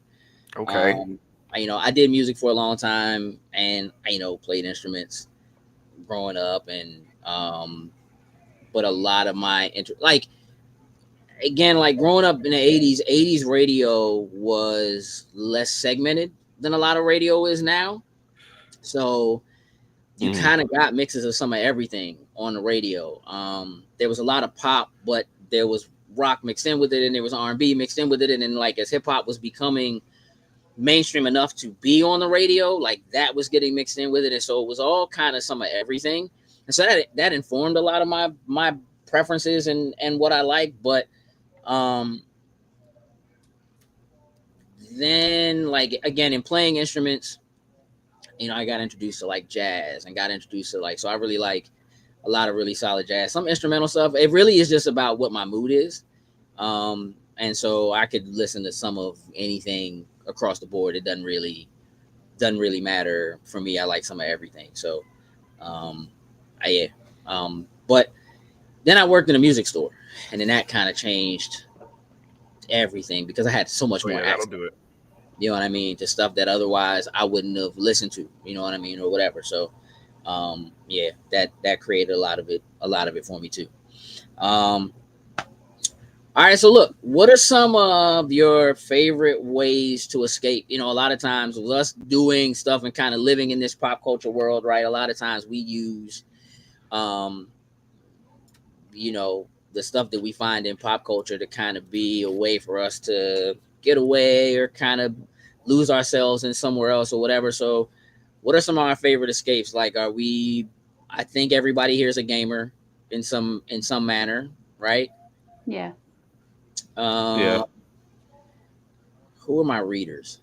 Who likes to pick up a good book or listen to a good book nowadays? And do that. Oh, yeah. Mhm. Yeah. Keep your hand down, Coop. Down. It's down. Way down. It's Coop down. caught a stray. There's no. My hand's it's down. Like I don't like if it's not a comic book, I like to read the odd article facts. here and there because I like to just gain some information relatively quickly. But like I'm not picking up anybody's novel for pretty much anything. That's not happening. What about writing? Does anybody like to write? Yeah, love to write. Do you? Yeah. Okay. Are you like? What do you like to write? Are you like, aside from like the odd like rap bars you decide to put together or something every now and again? I like to write things down. It was funnier because Gabby found that so funny for some reason. I'm like, I don't know. The odd rap bars. Seriously, They're writing weird Al Yankovic bars. I'm not even gonna deny it, but Yeah. but I love writing things. I do love writing things down. Try to make small stories. The fact that I do movies, I do feel like I have a lot of movie ideas. So I'll just jot a few things down, a few ideas, things like that. I've never written like a whole script or anything like that. But if I do feel like there's something to the story, I'll add something to that story. Fan fiction. Yeah. Yeah. That's basically what that is. Definitely. Hey, look, Gabby's eyeballs lit up. Who writing fan fiction? Well, when you said who likes writing, I like immediately looked at Gabby because I don't write too much anymore. Oh, But yeah? I did write a lot of fan fiction. Yeah. In college and high school. Why? Because I like making up my own characters to put into a universe. Like I have character for One Piece, Fairy Tail. Oh God, I have a character for One Piece. I've got whole stories written out for them. Yeah. Those are my main two that I like to dive into. I've got a Haikyuu character. But I just like to self-insert characters, and I like to help create romance storylines. And My Hero. I have like 3 different My Hero characters. Okay. Is it the? I will say I found a. Oh, sorry. Nah, go ahead, Coop. I will say I found a pattern. Like if I'm writing like somewhat of a movie or something like that, a lot of them are like end of the world type things, or like some kind of like, some kind of like somewhat of a religious, different look at religious beliefs and things like that. Just trying to really out of the box type of things. I dig that. Gabby, for you, is it more of the character creation aspect of it within that world, or is it the romance aspect, which is the thing that I guess maybe draws you in the most as far as writing? For the writing, it's more of the character creation, just because I like to create a character that fits into the world. I want to be able to flesh out the relationships with the other characters. Sometimes in a romantic, most of the time in a non-romantic sense with the majority of the characters that are in there. And I just like to find something that fits in well with the story. Do you have a reverse harem character? Not necessarily. I guess one of my characters could be considered reverse harem, but it's not really. It's just 1 and 2 guys. And even then it's more of mutual friendships. 1 kind of romantic, 1 kind of not, but it could be perceived as like a throuple. But all right. Okay. I don't do. I as much as I love to read and watch those kind of reverse harem things, I don't write a lot of that stuff. Okay. It's more friendship based, and then Sure. singular romance with some side characters typically. Like I have my main couples in stories, but I won't break them up and like I'm not someone that like self-inserts themselves to put them with a favorite character. That's not what I write. I'll put my character with a side character or something that I do love, and keep my couples together. Okay. Maybe flesh out characters that you have an interest in that aren't necessarily like Yeah. the main character. Do you find yourself drawn more often to side characters in like shows and stories and stuff like that? Yeah, but not complete side characters. They're not main characters, but like they're almost like not like sub side characters where they're still kind of part of like you still consistently kind of see them and they're part of a main team, but they're not like on the screen 100% of the time. Like in Haikyuu, I quite really fleshed like out. Like yeah. Okay. Yeah, in Haikyuu, I really like one of the characters in one of the other teams, Bokuto and Akashi's team, the Fukurodani. I like Subaru, but he's not anywhere near a main character. But I just really like him, so he's one of the characters I flesh out in that story. I think that's dope. We've had some chats pop in, and I'm gonna be honest, I've been completely ignoring them because I haven't been paying attention. That's my fault. Anna said, "Admins make the world go round, heart." So that's absolutely the truth. Cuddy jumped in and asked, "Where's jokes? Who likes Pokemon more?" I don't know if you can. I don't know if you can weigh one's passion for Pokemon. I feel like Gabby's I win. background would disagree. I feel like you can't weigh someone's passion as Gabby's holding an Eevee in front of 4,000. Well, yeah, but like, here's the thing. But like he doesn't collect plushies, but he collects basically everything else. You know what I mean? So like he's not into the plushies. So I would, you know what I mean? Like I wouldn't necessarily say. Does he have every game plus ones in a different language? Hey, listen, probably. Got about 10,000 I mean, if it's Power Ranger Pokemon related, cards. probably. That's what I was like. Power Rangers. Well, yeah. I mean, yeah. When you asked the question, more that voice in my head was Gabby wins. Yeah. Flawless victory. Flawless victory. That was that bet folding in half. Oh my god. Kay jumped in on Twitch and just said, "Yo, it's what up, Kay?" What look, up? I in terms of like writing, is there anybody else who just likes to create? Like, no, you said you do music, so are you writing music? Are you writing lyrics? Is there any of that for you? What about? I did at one point, not anymore, but I did at one point. Now just maintain, have fun. I mostly do cover stuff now, which I've always done, but as far as like my own personal time, when I was making music for like stage or recording purposes, then yeah, I would write lots of times. I'd write all the time. I didn't even think about that, but yeah. Yeah. What about you, Frosty? Any creative endeavors? I have a lot of creative endeavors. I'm one of those people who like wants to dip their toe in everything and then never masters anything.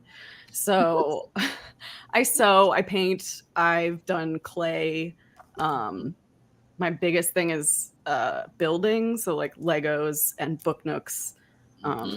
Yeah. Have you seen the new Lego book nooks? Yeah, I have the Balrog. Okay, just making sure. Yep. Just making sure. Did you Can build we it? see it? Yeah, it's on my counter. Oh, okay. That might be too far. Yeah, I mean, I could go get it. I don't know. Hey. Like none of my big ones. Oh, I have Gundam too. I build Gundam. You do? Ooh, nice. I actually have so many that I still need to build. It's just really hard. I have with her nails. Yeah, Gundams are like those are like models. Those are Yeah. really ridiculous. Yeah. But yeah, so I like being creative in any sense of the word, forward, where like my mind is just working to build or make something out of something else, nothing or something else. Yes, creative queen. That's it. Mhm. Marcus, how about you? I would say it would probably be the Arcana Legends stuff that me and my group of friends were doing, making into like a TCG tabletop game. Cool. Between that and then turning that into like a web comic and stuff, and just going through that creative process is probably like the funnest stuff I've done from a creative standpoint. So yeah. I mean, that's what's up. I mean, it's all of it, everything that everyone's creating, a lot of it seems to be in the realms of the things that we are already into, right? Like it's somewhere in that passion where we're just kind of like extending that branch a little bit more, or like taking an opportunity to like put our own hand into something that's been created already that allows us to kind of exercise some of that part of our brain. It's like, oh man, well, what if, you know, those conversations you would have with like your friends when you first came across something, and you start to, you know, think about like, oh, but what if they do this, or what happens if so-and-so does such and such, you know what I mean? Like those kinds of conversations as you would have, and you kind of start to put your own hand in it. Maybe it's a little bit different from fan fiction. I don't know how explicit your fan fiction gets, Gabby, but I could guess. I'm not gonna. Some of it gets pretty explicit. Yep. I'm pretty sure. I'm pretty sure. Some of it. Some of it. Hey, I like my fluff, but I don't just do fanfic. It's not like I paint the stuff. My paintings are very cute. Yeah, cute. That's true. She has some adorable fucking paintings. Yeah. Pardon my French. Also, I curse like a sailor, so that's creative. It's part of her creative passion. Creative. That's her Sith powers kicking in. Yeah. I use the curse word I want to, and it's in curse words in whatever sentence I want. Wherever I want.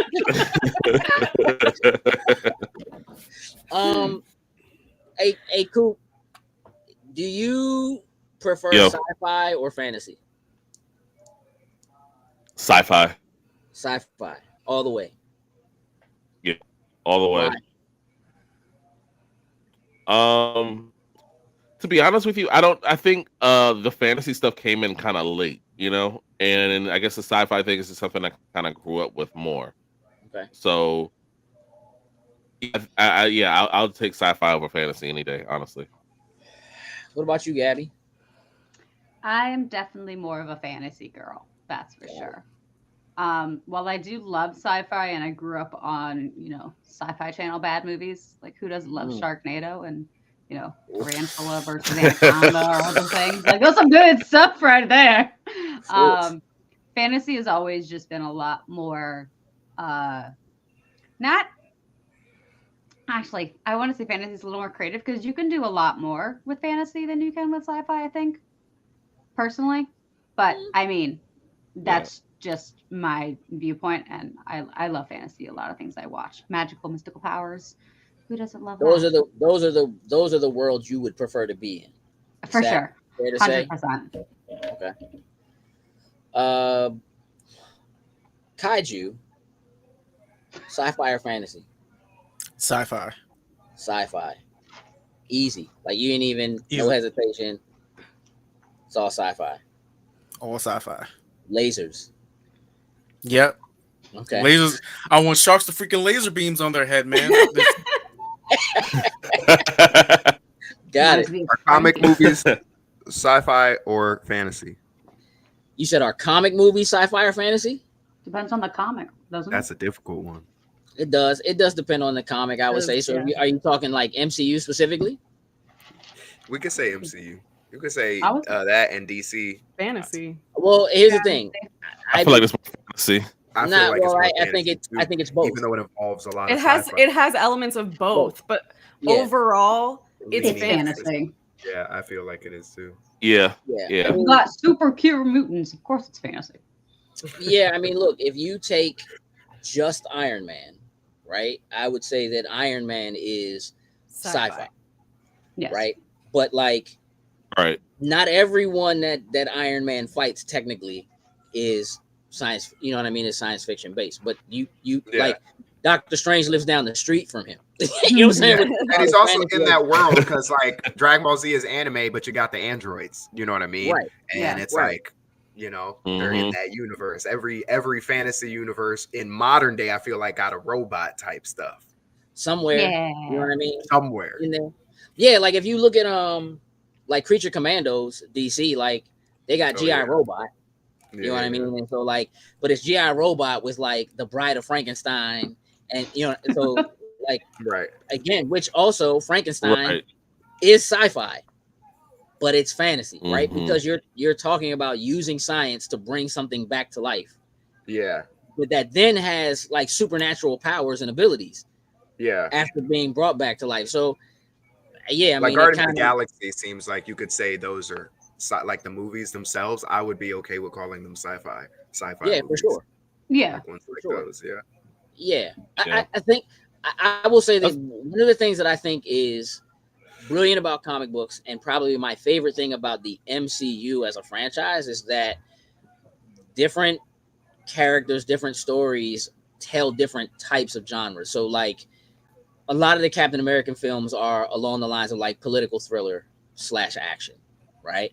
And so I think that's why those movies are really good, and they're not just, you can't necessarily just pigeonhole them into being, oh, it's a superhero movie, because there's more going on there than just that, right? So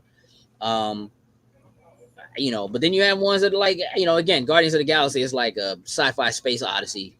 You know what I mean, or whatever. And so that's what I think about when I think about sci-fi for real. That's a good way to put it, as a space odyssey or a space adventure. That's the first thing. Star Trek, Star Wars, Eden Zero, stuff like that. The first thing that comes to my head is sci-fi. Well, I think like if they're traveling, but like, you know, not every, if it's just like a cyberpunk world, like cyberpunk. Yeah, cyberpunk. So what? Cyberpunk could be sci-fi, right? Yeah, that's sci-fi. I would say right? It is sci-fi, right? Yeah, but I wouldn't say it's necessarily like an odyssey. I wouldn't say no, definitely not. You know what I mean? That would be like the mechanical aspect, like Terminator, sci-fi. Right. Yeah, usually there's some dystopian mechanical aspect as well, or you could have one or the other, like you said, Terminator, The Matrix, time travel, and Back to the Future, all of that stuff. Or you got Star Trek, you got exactly.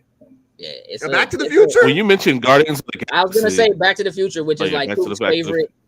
Is that sci-fi? It's a car that travels back and forth through time. How is that not sci-fi? I feel like that's like hoverboards going into the future. It's science fantasy.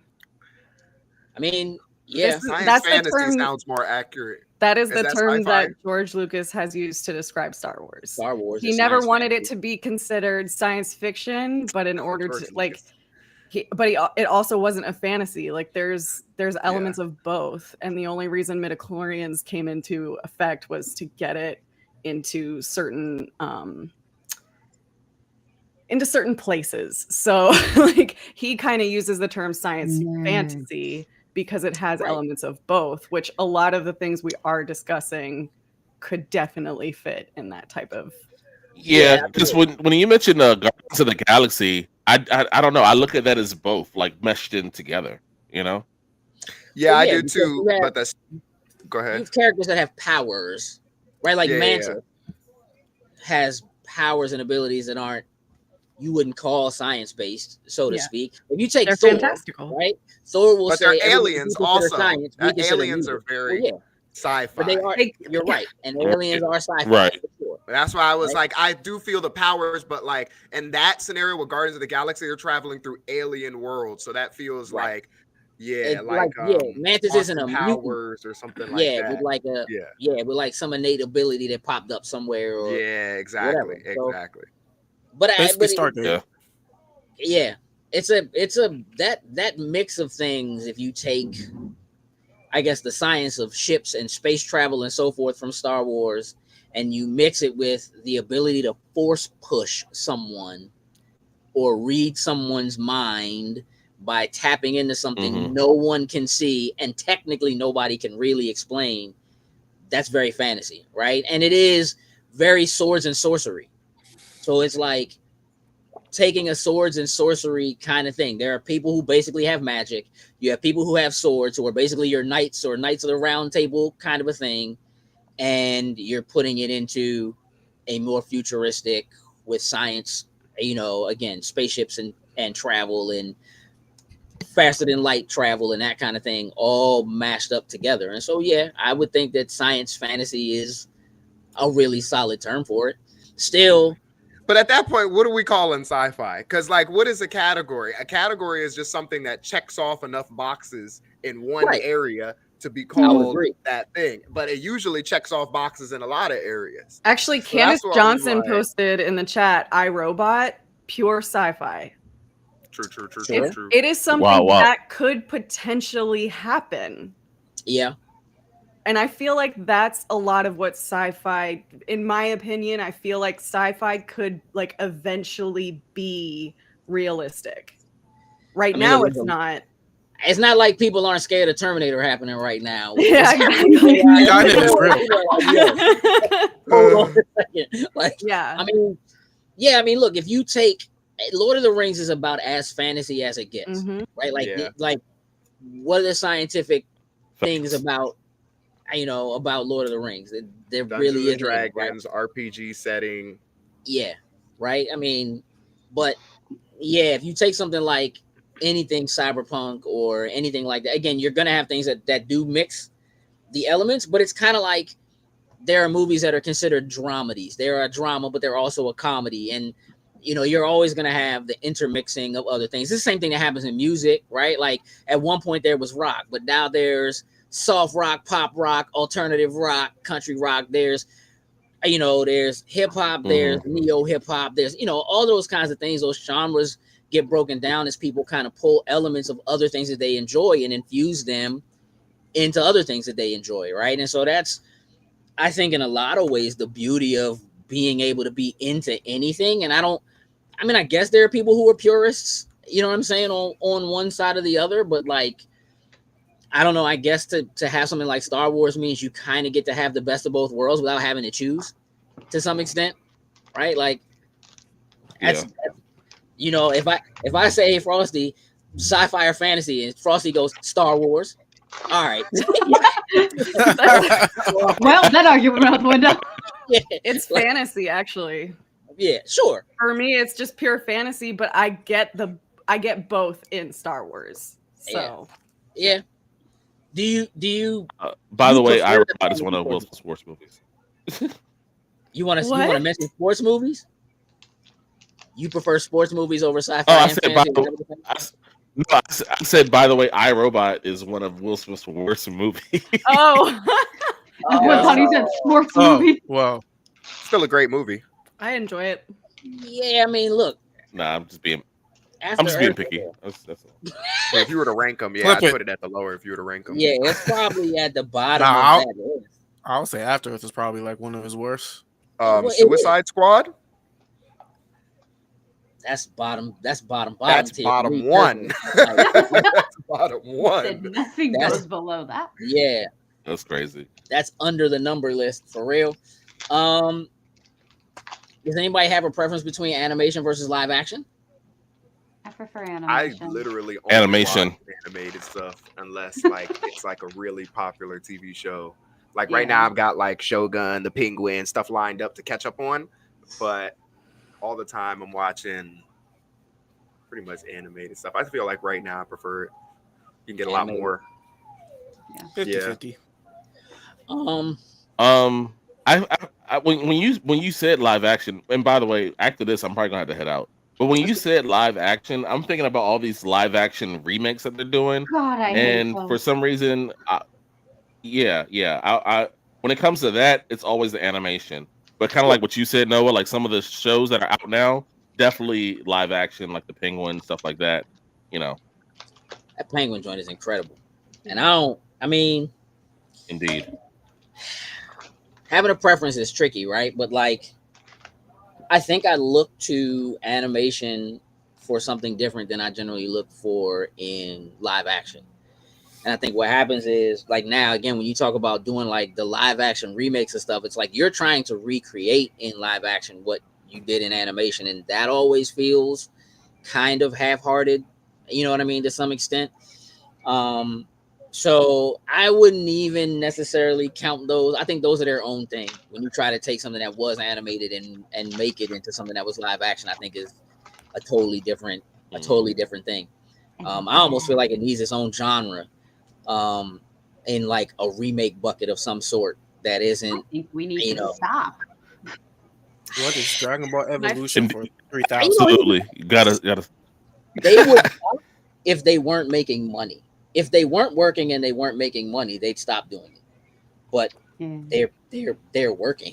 So people really they tried trashing How to Train Your Dragon live action to me. I loved it. Yeah. I was absolutely thrilled when they announced it. People were shitting on it. It looks scene for scene, and I'm like, and if it wasn't scene for scene, y'all be trashing on it for that. Correct. So I need y'all all to just calm down. And they didn't. It was a good movie. It was pretty good. But you know what's funny? Yeah. I will still prefer the animated. What were you gonna say, Noah? Oh, sorry, I wasn't trying to cut you off. No, you're I good. saw. It's funny because it literally is still animated. Right. Yeah. Like, and that's the thank other you for argument. making my live action. Thank you for digitally animating the dragon. Yeah.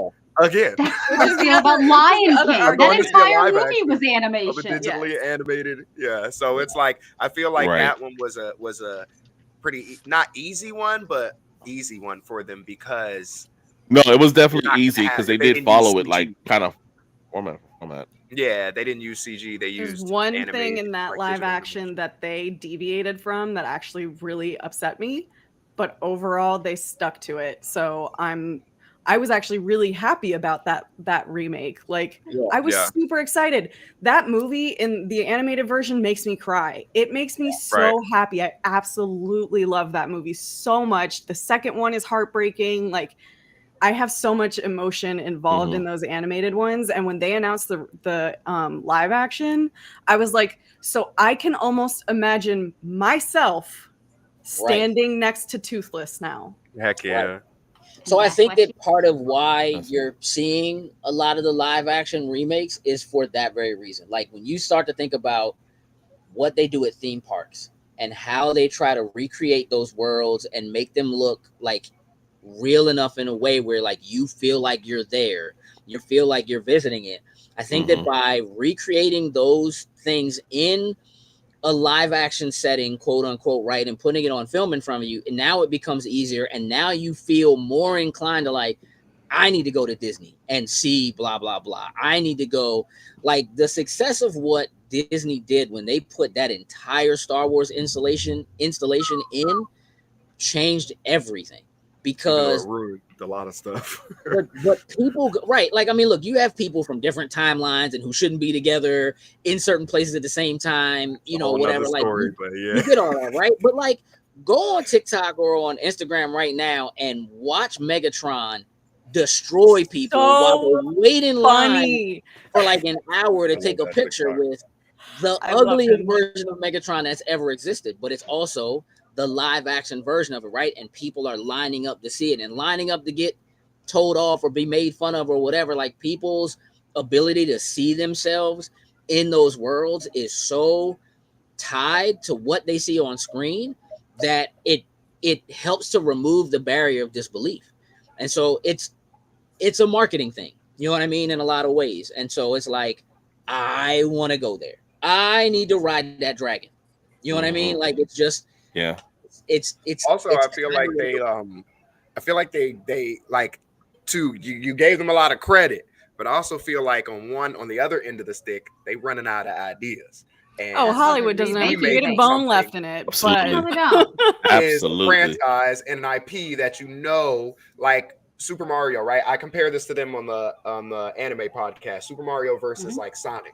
Sonic was a genuinely great movie. Super Mario was a great movie theater movie. So it's like they knew the IP as to where Super Mario wasn't bad, but they knew it was going to sell a lot. They knew Jack Black and all the little things they brought would bring people to fill seats. That was made for the theater. As to where like Sonic was too, but it was genuinely felt like it had more care and like the little details, especially Sonic 3. So I feel like what I'll say about that, though. Guaranteeing that IP, even if they make money and it's bad, they've made money. Well, I think the difference in those two specifically is that Sonic already has an actual real lore for people that like. There have been animated Sonic things that have done well for decades, but they haven't had that from Mario. Like Mario had a show, but it doesn't have any real continuity. They're kind of making things up as they go along. Like the Mario But, Brothers like, Dungeons and movie that Dragons they did movie. that was live Dungeons action and back in the Dragons day was great. was absolute. I'm about to head out, guys. All right, cool. Bye, Laser Man, Bye, Chris, Scoop. Yeah, I gotta. Thanks for I gotta stopping. finish this party. All right, yeah. go enjoy those Hold on, parties. guys. See you. I Yeah, love I mean, the I look. Dungeons and Dragons movie.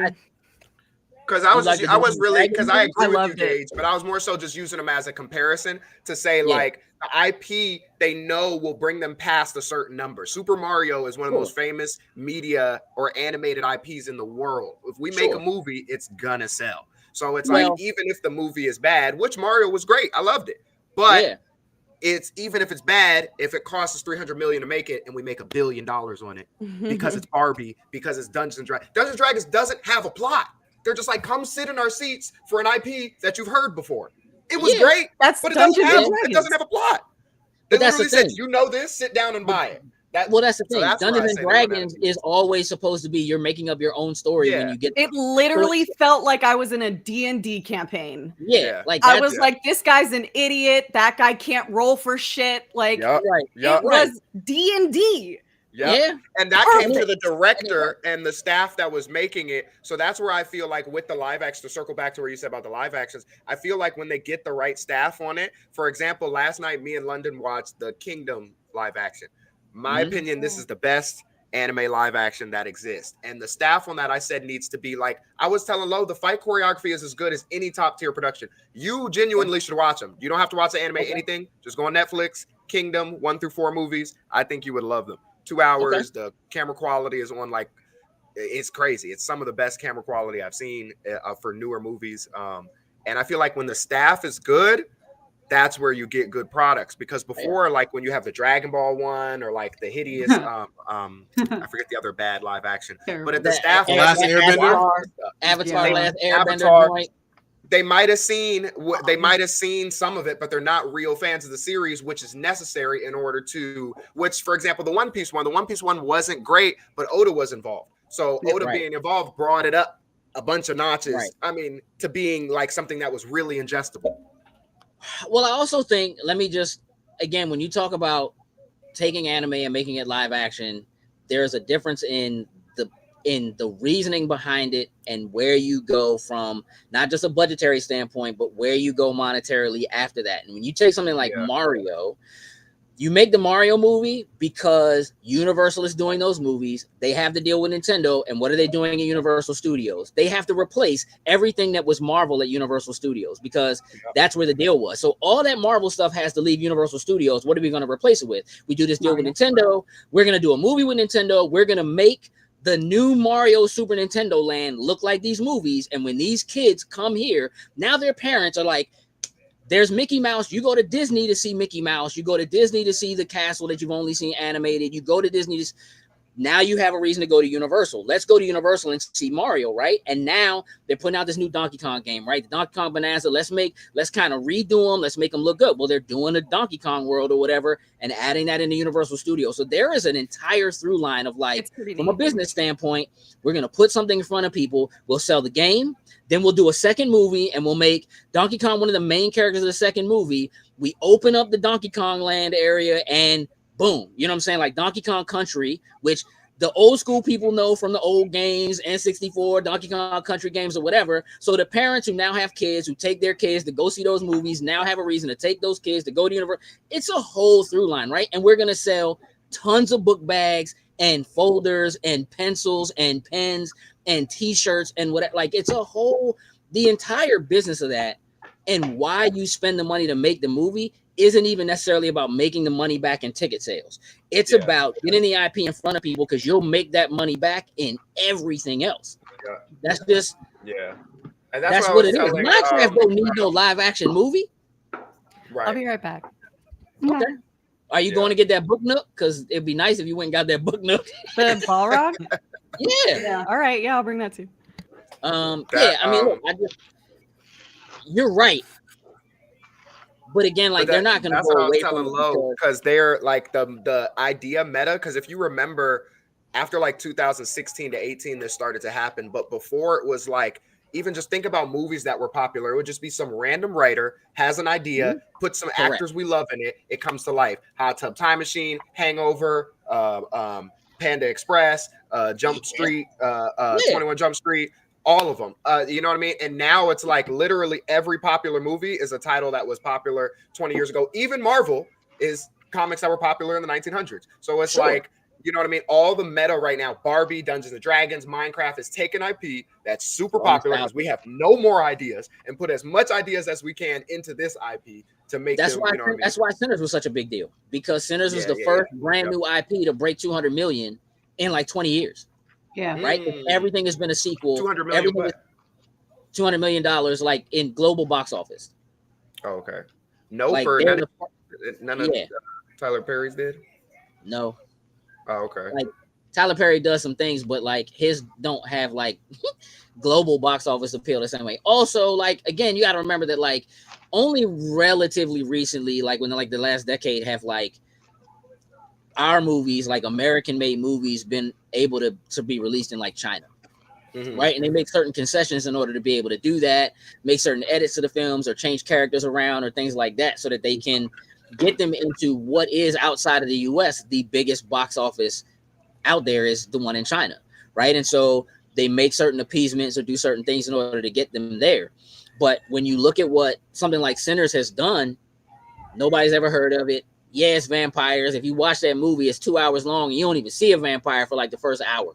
You know what I mean? It's like, it's a completely different kind of thing. And they just really put it. It's right now there's a push in, there was a meeting yesterday in LA because people are moving out of LA and going to do movies in other places because of what it costs and all that kind of stuff. And like well-known directors and so forth are struggling to get their movies, their ideas, their stuff like that greenlit. So they're going to like a lot of the movies that well-known directors, producers and stuff like that are getting done. They're doing them at like Cannes Film Festival. They're doing them at like smaller, or they're getting them crowdfunded, right? And finding ways to get their ideas lit because the bigger studios, like you're saying, won't greenlight anything that they're not positive already has a built-in audience.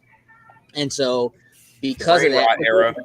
Yeah, but there also was a time, like we just had a conversation with an author on Weekly who was like, when she was writing her books, she couldn't get them published because at the time Twilight was so popular that if what you were writing didn't have vampires or werewolves in it, they wouldn't greenlight it. Like the big publishers wouldn't do it. So she had to self-publish, right? So we go through these phases, right? Like that, where it's like, hey man, look, if it ain't vampires, if it ain't daywalkers, if it ain't werewolves, like, I don't know. I don't think we can do this, right? And so that's kind of always been a thing with capitalism and big money and, you know, kind of where they are. What makes this era a little bit different is like technology is growing so fast that like that's why we have the brain rot and stuff like this. That's why I feel like they're going through such a rough patch trying to figure it out when everything's progressing so quickly. The things people like change every 2 months, as to where back when we were kids or even 10, 12 years ago, you got something great 3 or 4 times a year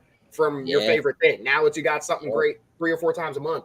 So it's like, you know, an overload of also things. just There's too much oversaturated. content. Yeah.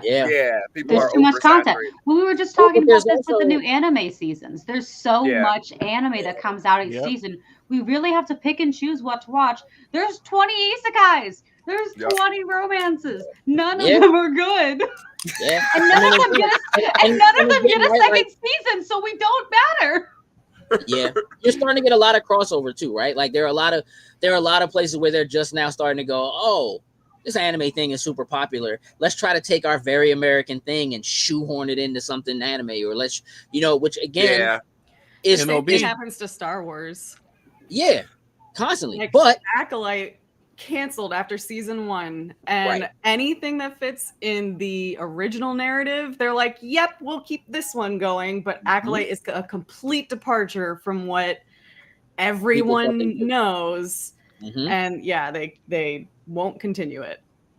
It's one of those things where, again, like as people like us who love to consume this stuff, right, we're kind of outliers, right? That like for a lot of people, the thing they're into is the only thing they care about, right? There are a lot of people who are a little bit more like us, but we tend to be a little bit more well-rounded in terms of liking a bunch of different things. So like, yeah, there's something new every month or whatever, but for me, it's really only because there's so many different things that I could decide I want to do.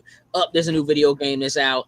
There's another video game that's also out, but it's a different genre. Oh, also this new anime came out. Now I don't really do anime, but I'm gonna check this one out. Oh, by the way, this new movie's about to drop. Oh, and the MCU's putting another movie out this month. Oh, and I hate Superman, but I gotta go see this one. Like, there's always going to be something. Which, by the way, then it's like, oh, so-and-so got a new jazz album out. Oh, we got all these Clips put out a new album. Let's go. I need to be about this. They talking bad about Travis Scott. Let's get it.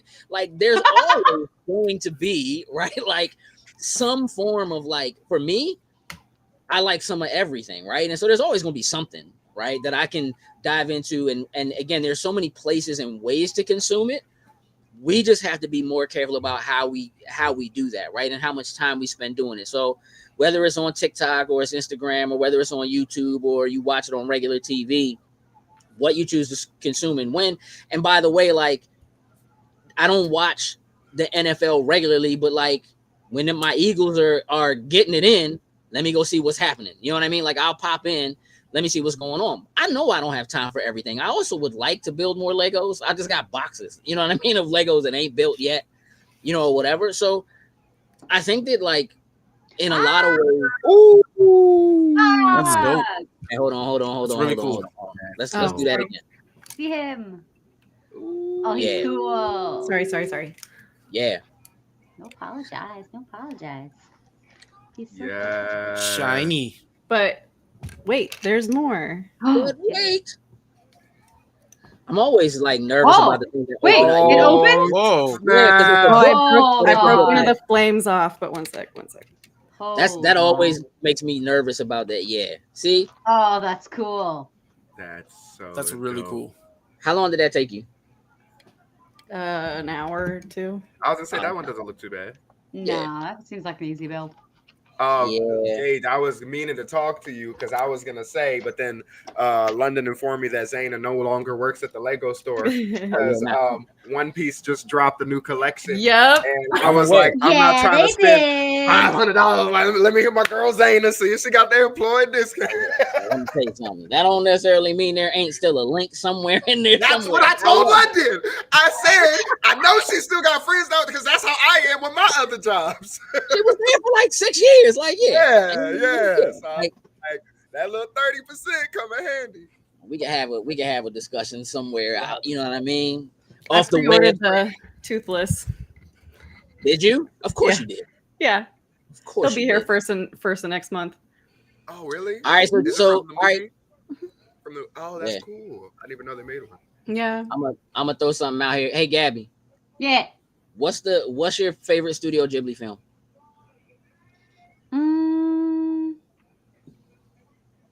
Probably Howl's Moving Castle. That's my girl. Oh yeah. Oh yeah. Apparently there was a wrong answer, Gabby. I just want you to know. What's the wrong answer? There's no I wrong know, answer, but the fact That's that just that the one's most your rightest this answer. generally proves that we're meant to be. So I I dig mean, it. we already knew that, but yeah. now we have Marcus, Ghibli confirmation. you got a favorite Studio Ghibli film? Probably Spirited Away. Okay. I'll take that. Frosty, I think we know your answer. and Noah, do you have a favorite Studio Ghibli film? Well, I see that, Gabby. Yeah. So, Princess Mononoke is my favorite film, but Howl's Moving Castle soundtrack vexes my soul. So Okay. that's where I am Okay. with that. Yeah, I'm very much in the Princess Mononoke. That's the one. Yeah, me, that's like, my I watch favorite that joint film over. from I them, watch that but joint over and Howl's over Moving again. Castle, English, soundtrack, Japanese, yeah. whatever. Like, I know it weirdly enough backwards and forwards in either language. Like, I don't even. Yeah, that joint's crazy. I was working in the Willard Hotel next to the White House last summer, and they have a harp player who plays in the like the meeting area in the hallway. And all of a sudden she's playing Howl's Moving Castle, on a harp, a professional that's crazy. harpist. Oh, And I That's go over, I'm like, crazy. ma'am, do you know what you're playing? Because she was like a bit older. And she's like, yeah, my Ma'am. son told me to play it. I was like, okay, Oh, that's amazing. Yeah, ma'am, do yeah, you that's know? kinda dope. I was like, you know what you're doing right now. She's like, want me to nah, calling to Every all nerd. of the nerds. right? Enough like a 10-mile radius. We're coming. Yeah. Hey, Frosty, Mm-hmm. who is your favorite character that has been introduced in the MCU? Thor. I knew that. Do you want me to go get my other standee? Like, I Yeah, was gonna please. say Device she's not a cardboard cutout. Mr. Hemsworth. Please do. You want me to? I'll go get him. Yeah, go get it. Why not? BRB. You know what I mean? Why not? Gabby, do you have a favorite character that's been introduced in the MCU? It's a tie between Spider-Man and Ant-Man. I love those two to death. All right, I have a question. Yeah. How do you break a tie like that? What's the tiebreaker? It would Movie? probably be the tiebreaker would be the actor, which is hard because I love both Tom Holland and Paul Rudd, and I don't want to choose between them. Oh no. Yeah, but you know damn well you would pick Tom Holland. Tom over Paul Holland, Rudd. yo. You just don't want to say calling it. You me just don't want to say it. Paul Like, I Rudd know was Gabby, in a bro. Nintendo commercial. He was in a Nintendo commercial. Definitely. But I do love Tom Holland. Of course it would be. Noah, you got a favorite? He's with Zendaya. From the oh my goodness, look at that. Zendaya could be my Jesus. favorite. If you want. It could be MJ. You know, Yeah, look at you know what? I changed my life-size. answer. That life size. And that looks Thor. like, is that Chris Hemsworth or just MCU Thor? No, that's Chris Chris Hemsworth. Hemsworth. That's Oh, Chris okay. Hemsworth. Yeah. Yeah. But that's dope. right before I slay Thanos. Come and get hot. Yeah. Yeah. My favorite probably be that's hard. Probably T'Challa, even though I'm not a big fan of the movies. Mhm. Probably T'Challa. And the Okay. actor might have a little bit of push on that, swing on that. Or original Hugh Jackman Wolverine. Okay. I'll take that. That counts. Mm-hmm. Even though it's What before about you, like Marcus? the big MCU. I would say it's a toss up between Andrew Garfield's Spider-Man and Deadpool. Yeah. That's a toss up. So what's the tiebreaker? I need another Amazing Spider-Man movie. So right now I have to go Deadpool. Bro. Yeah, you're not gonna get that, unfortunately. Yeah, I I'm don't think like, that's happening. Oh, they do We say have- the we have Punisher's my gonna be in boy. the next Spider-Man movie. They got Frank Castle's gonna be in it. Mm-hmm. And that's kind of oof. I don't know. I'm right now firmly a fan of Yelena Belova. Like Yes. Who is she? new Who? Black Widow. New Black Widow is Oh. it. She's hilarious. Like she's Okay. hilarious. Action is good. Attitude is like A1. Oh, and she's A1. So like that right now is probably where it is. Like before. Wait, from Thunderbolts? Yeah. Yeah, Florence Yeah. Pugh. Okay, I fell asleep, not because it was bad, but I fell asleep in the theater and I never got to see it again. So I Noah didn't has had a actually string of see that. falling to sleep while watching things. I think he got it from me because I haven't been doing it. I kind of passed it to him. It's my new work schedule. It- My new work schedule Oh. has just got me tired. Okay. Well, I'm not always prioritizing sleep, but it's what it is. That's a whole different thing. Mhm. Yeah, I mean, look, she was dope in the Hawkeye show. Mm-hmm. And I really liked her introduction in the Black Widow movie. Like she was really dope in that too. So I think she brings, I guess, in terms of like the new characters or the people that are left to kind of take over for the MCU, like going forward right now, like to me, she's the standout. Like, you know, like I think a lot of it hinges on her. It could have been Tom Holland if Disney actually had control over those films. But since Sony is still kind of making that happen, that's just, you know, who knows. Yeah. Sad. Yeah. All right, look, let's do a couple more things, and then we'll let everybody kind of get back to having a regular day. Let's play a little FMK. We're all familiar with how this works, right? What's that? Excellent. Fuck, marry, kill. Oh yeah. I have never once played this game. I haven't heard FMK since I was like 19, so I forgot. You didn't play it in like high school or something, Mark? Really? Nope. What? You know how it works? I have. I imagine it's you pick one to fuck, one to marry, one to kill. That's Yep. exactly how That's it is. basically Yep.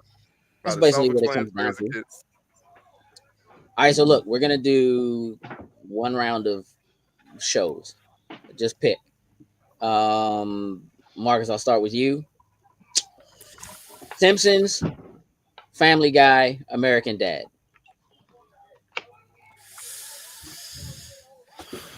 He said Simpsons, American Guy, and American Family Guy and American Dad. Right.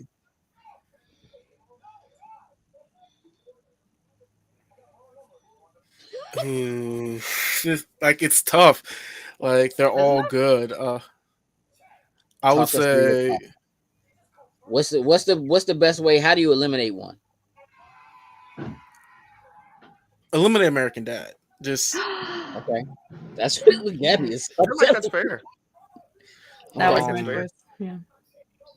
I Okay, think I like it the most, but its impact was the least.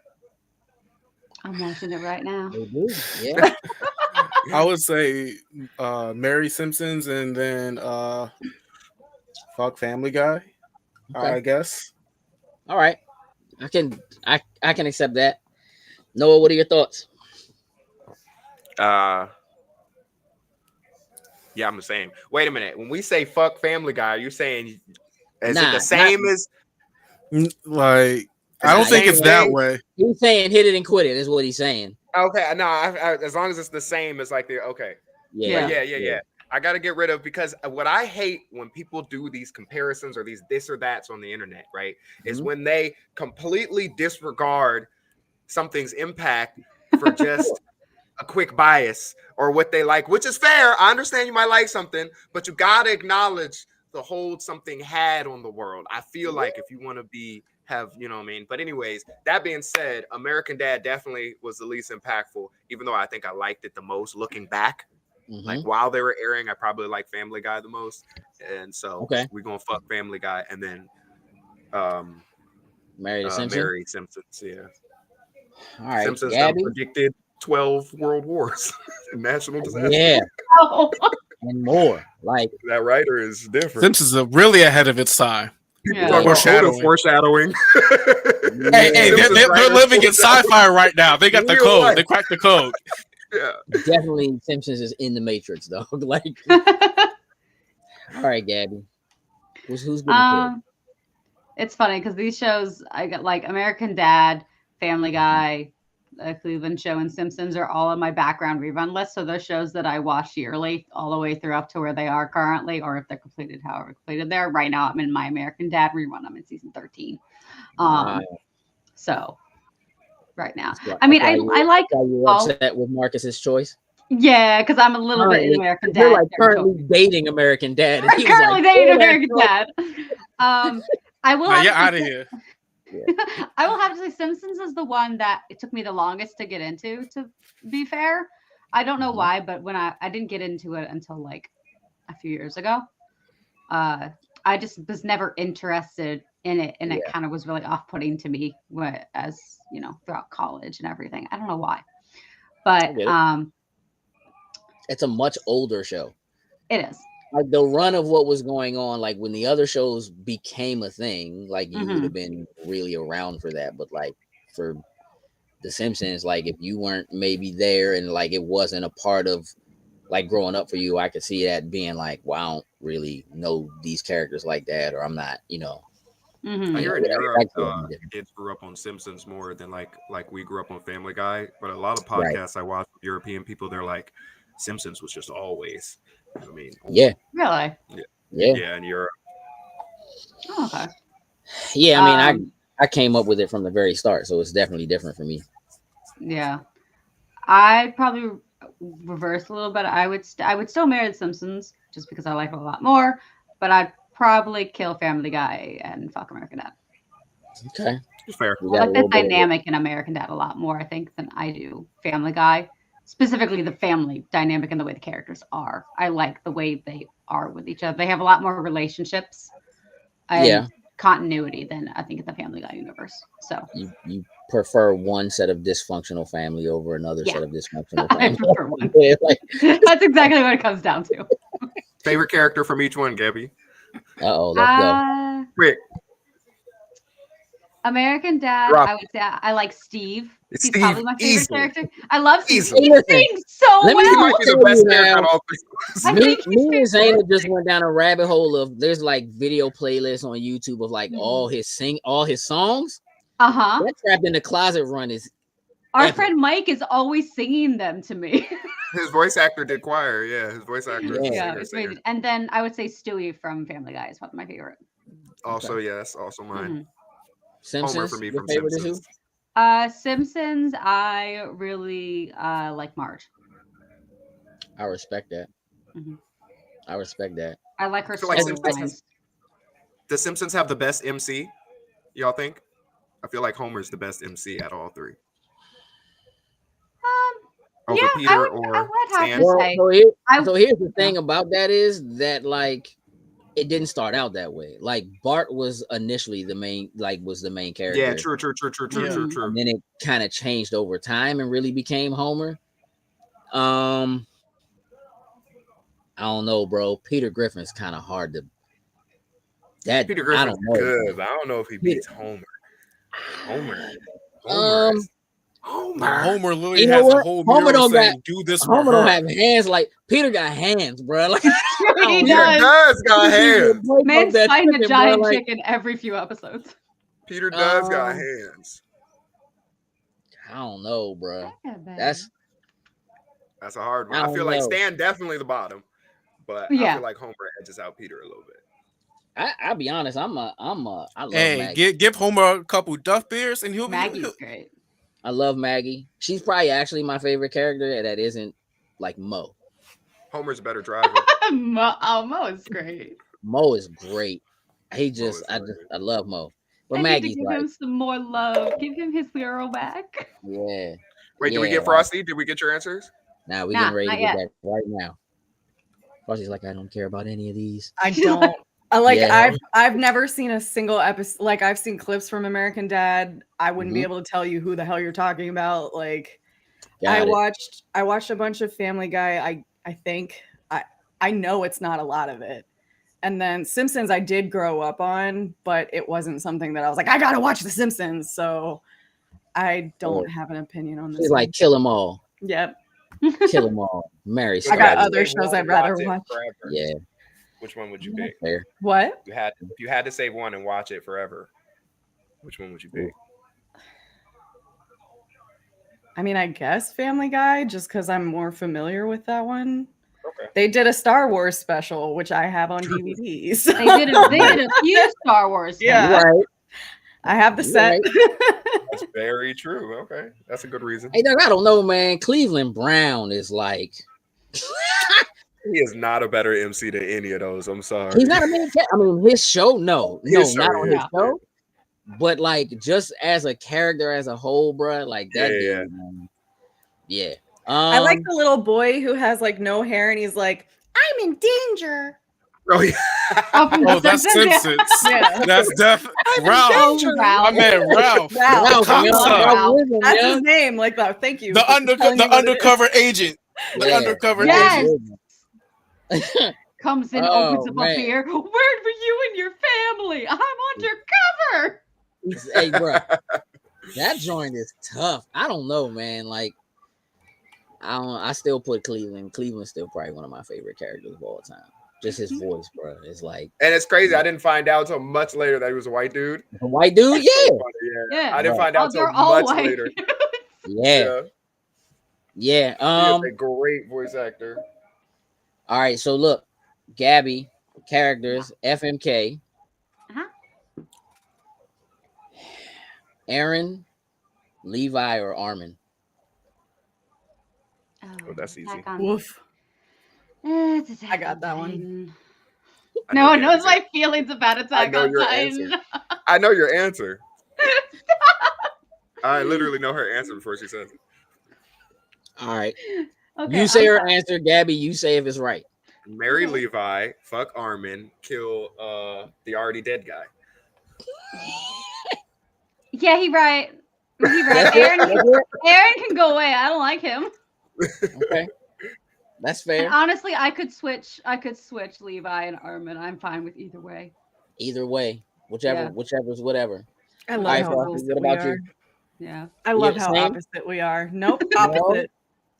I'm Totally gonna fuck opposite. Levi. I'm gonna marry Aaron, and I'm gonna kill Armin. Let's go, Aaron Leave fans! my baby bird Let's go, alone! Aaron fans! My Let's baby go. bird. Mhm. All right, Levi's no, just that's night. Aaron is eternal. yeah. He's Aaron is terrible. Get him terrible. I out of like that. here. I wonder how He's big his sacrificed never everything. mind in that skeleton thing. So does he have Marcus, do you another have a Titan? do you Oh God. I really don't care. Kill them all. Aaron, Join us for more transform. anime I already podcast. did. There it is. See? Okay, I'm done. Yeah, Marcus, you don't care. You just like kill them all. Kill them all. You don't like Attack on Titan? I didn't say I didn't like Attack on Titan. I'm just saying kill them all. But to kill the MC and the side, what? Yeah, kill them all. Yeah, he won't like Attack on Titan. That's crazy. Yeah, that's basically what that means. So look, that look. you don't kill the MC and all the main characters. You like it. Choose between Goku, Luffy, and Tanjiro. Oh, you should trade out Tanjiro for a more valuable MC. But all right, I mean, y'all go ahead. Tanjiro don't compare to them. I think you know which one I'm killing, Noah. Yeah, I think you're killing Goku for some deranged reason. You're marrying the second option, and you're fucking Tanjiro. Yeah. Of course I'm marrying Luffy. Yeah. marry No. Luffy. Luffy can die. We're on the same. Me and Gabby are tied on this one. Then Okay, I'm with Gabby on this one. you feel the Risk same. keeping Tanjiro alive over Goku. I is would say like- we should I- substitute Tanjiro like- with someone else. Yeah, Tanjiro don't match. He's like Make it putting. so- make Can it we just sub substitute. out Luffy for somebody else? No. You don't get the Wow. conversation point here. You could put like Naruto or like Light or like Aaron Okay. Yeager or something like that. All right, No, put, we don't put want Naruto Aaron in. back. Swap Naruto for Tanjiro. My answer does not change. Neither Okay. is mine. Unfortunately, Goku got to die in this scenario. That's the one. He's out of here. That's only because he is the most iconic out of the three. However, he is the least written out of the three. And if I want to go by writing, then I'm a Naruto fan first, but it's marry Luffy, fuck Naruto, kill Goku. And then if I want to kill go by Goku. writing, yeah. Alright. But Naruto's my favorite. I'll take that. Marry Goku, fuck Naruto, kill Luffy. I That's hate it. you so much. I'm gonna take. You kill should Luffy. know this. These like you guys already And you know my response. Yeah, Like Yeah. this is clearly bait. Like it was like Oh, this, it is. this And is like I will the be easiest baited. option. It's like the Hey, Gage, easiest if you option. want for future, if you do this in the future, ChatGPT makes some great ones for these. They I'll go do. on They really ChatGPT do. and I'll be, Uh-huh. oh, you might already be doing it. I'll be like, yo, make Yeah. us an anime this or that for anime characters from action series only, or like isekais or so, you know what I mean? And And it'll kinda just do like- it. Yeah. okay. I Some mean, good, listen, still make I'm like down. a I'm 10 good. answer. Yeah. So Yeah, you know, just I'm just an pulling out. idea for the future. I'm down. Mhm. Let's do franchises. Okay. Star Wars, Star Trek, or Aliens versus Predators. So all of the Aliens and Predators films. Easy. Oof. Frosty I'll go said that's first. easy. Oh no, go Frosty, go first. Marry Star Wars, fuck Star Trek, kill Alien vs Predator. Okay.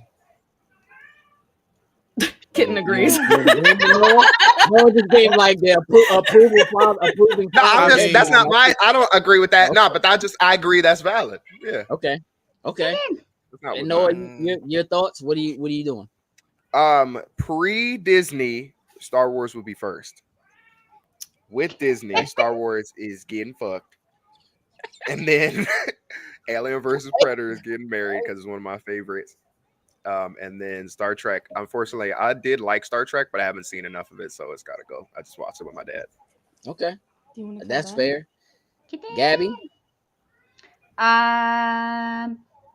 So I'd marry Star Wars, fuck Alien vs Predator, and then kill Star Trek.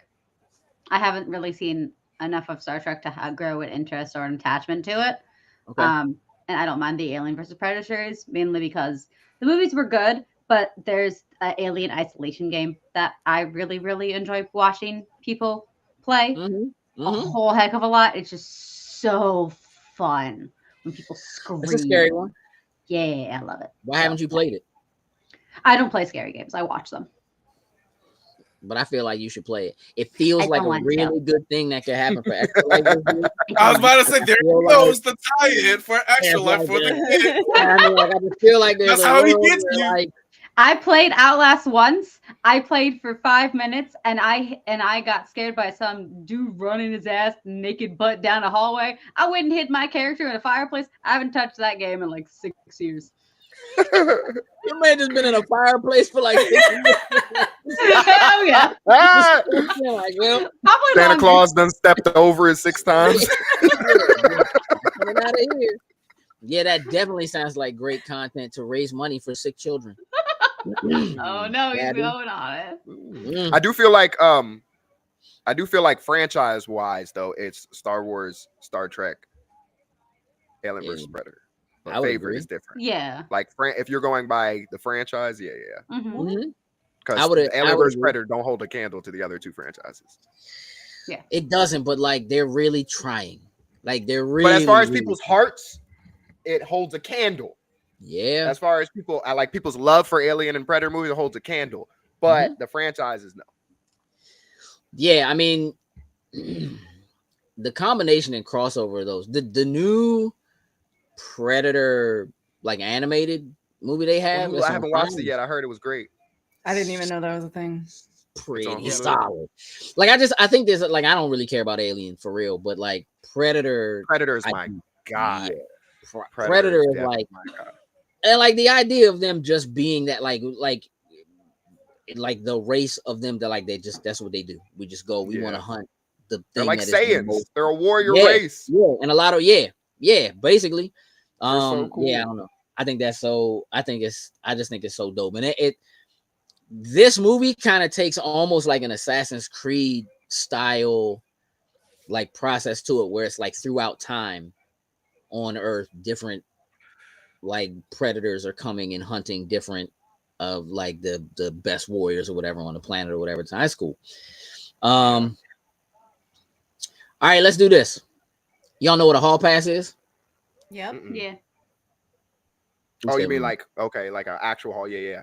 Yeah, like you get a pass to with whoever your significant other is to sleep with whoever. Oh, that's what I was saying. Which type of hall pass we're talking? Okay, Yeah, that's okay. So I was homeschooled now. The adult hall pass. The adult hall Ooh. pass. adult hall pass, say it that way. All right, so look, Marcus, I'm gonna start with you. One animated character you get a hall pass for.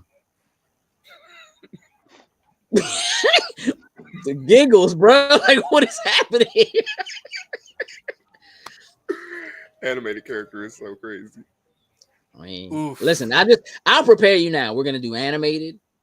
We're gonna do like a living person, like TV and movies. A Right, real so human. The A actor. real human. So actor, not necessarily character, but actor. Okay. Video game character. And then print media. If we feel like we want to go that far, we could do print media. Okay. Animated. animated. I would say Yoruichi from Bleach. Okay. Yeah. Okay. Frosty's like, wait a minute, didn't think of that. Sean's rewatching Bleach, and I'm like, "There's my boy." Yeah. Yes. Okay. I should have known Frosty was a Bleach fan. Mm. All right, Gabby. Decisions. It can be a Pokemon, I suppose. I got no. Oh my I god! roll 64. Yo, he's trying to dig you in the hole. Look, You said I only don't know. furries are okay. My Yeah, judgment. Pokemon theory about I put him in way- Vaporeon. Ditto. Evicius does not roll that way. I don't know, Evicius Gabby, Quantavious they're still fluffy, Does though. not go like that. She got a last Evicius Or is that her Quantavious. middle Of course you would say that, Sid. Of course you would. Oh man, Oh man. he said it could be a Pokemon. Sid. I mean, I'm just saying. I mean, I would just going like out there one looking night. for a I would like trainer. one night with Zoro. Just like Oh, would be nice. He wouldn't make it. He'll get lost. That's okay. I'll There's a lot find of him. things you can't I will find. put all the effort Yeah. into finding that man. he knows how to find it when it's important, and There we go. Mhm. And that's I don't know like if that. he It's does, gonna be though. important. He's All gonna right. be We all can types of hold lies. his hand. I don't mind hand holding. Okay, Gabby's gonna direct him the whole way. Hey, that's all right. next time. I like I'll that pick figure it though. out. Noah, Anime character. animated. I didn't say anime. I said animated. Oh, Anime. there's that's hard to pick one. There's so many. Damn it, I should've said big Jessica I questions know Rabbit. that's what I was had. like. Ah. You I could have mean, I said could Jessica say the Rabbit. entire One Piece crew. I but- literally was gonna say Jessica Rabbit from Who Framed Roger Rabbit. I was gonna say Hinata from Naruto. I was gonna say Tsunade from Naruto. That man's got a list, bro. Like we get. I have a list. I'm like, how do I narrow it I down? was thinking of If all you're the an anime lover, you have a animated list. crushes I had as a kid. I was thinking of Ooh. Shigo. I Where's was thinking Velma? of I want Velma. Velma. Wow. Velma definitely got the clappers. Oh yeah, she's the reason I realized I was bisexual. I'm gonna Live have to go. action Velma. I'm gonna have to go. Tsunade from Naruto. Mm. The Okay. animated MILFs I had a thing for the animated MILFs when I was a kid. Sin's in here immediately. Boa Hancock, Nico Robin. Exactly. See those One Piece girls. Hey, nah. But the problem is, you gotta pick one. So you can't do both. Nah, he put it in the order of his list. No, put it in the no, order if of he the puts list. Boa over Robin, I will. You gotta. Miss pick- Incredible is one too. Miss Incredible is crazy. Oh. Let me tell you something. That's a bodacious There's a housewife. lot of Last comments on girl. Yeah, I mean that's pretty. That's What's pretty it? serious. Mrs. Blossom from Powerpuff Girls. The Oh, head cut- Mrs. Blossom. Oh, Timmy no. Turner's Oh, mama. yes. I'm telling you, the animated MILFs You were talking crazy. about, you talking about Sarah Bellum, Yeah, Yeah. Sarah Bellum. Powerpuff Yeah. Girl. Sarah. Yeah. Oh yeah. No face, don't matter. Never seen what she looked like. They never like neck down. That's all they show. That's what you get. Sin said Timmy Boa Turner's all mom fucking was- day. Told you, And Gabby. I will cut you. I know about Hobie. Like I already knew. He put it I in the know him. order. I know He him too. put it in the I order. just hope he changes sometimes, but I'm not disappointed. No. Boa, Oh, Lois dude. right though. Boa definitely up there. You Man know, said, I said- that's the hall She ain't pass. about Tsunade for me though. My man, listen. My man said that joint's in the prenup. Like yo, if Boa shows up, it's in the prenup. It's This cool. is over. Oh, Gabby, Echidna from ReZero. Ooh, on a bed of feathers. Albedo? Albedo? Albedo. Oh my God! Yes, Yes. give me Yes. that. Is that your pick? Albedo or Frankie? Shaltier. No. We'll go either way. No. Listen, I can't pick. It's Renji, Itachi. There's an animated Darth Maul who, like, I mean, instantaneous. Mhm. Like, Itachi gonna whisper in your ear. That's all I know. I love it. As long as he Like calls me Itachi's good sexy as girl, hell, I can't lie. say good girl in my ear, whispered. I don't know. I'm I lost feel in like the sauce. Itachi gonna I put you feel on like a Renji genjutsu with the everywhere rough you voice come. would be even better. That's saying where that. I'm having the problem, Gabby. Yeah, no, I would Really? take Renji. I would take Renji this time. He's got better build, rough voice. Yeah, no, with Yeah. that verbiage, take that. Renji ain't even want to fight in this verse. Itachi I clears. literally in my Animal Crossing town, I have a beach towel that I put Renji's face on. She did. Oh. It's in the right place too. What's that? I'm gonna say, what's that towel for?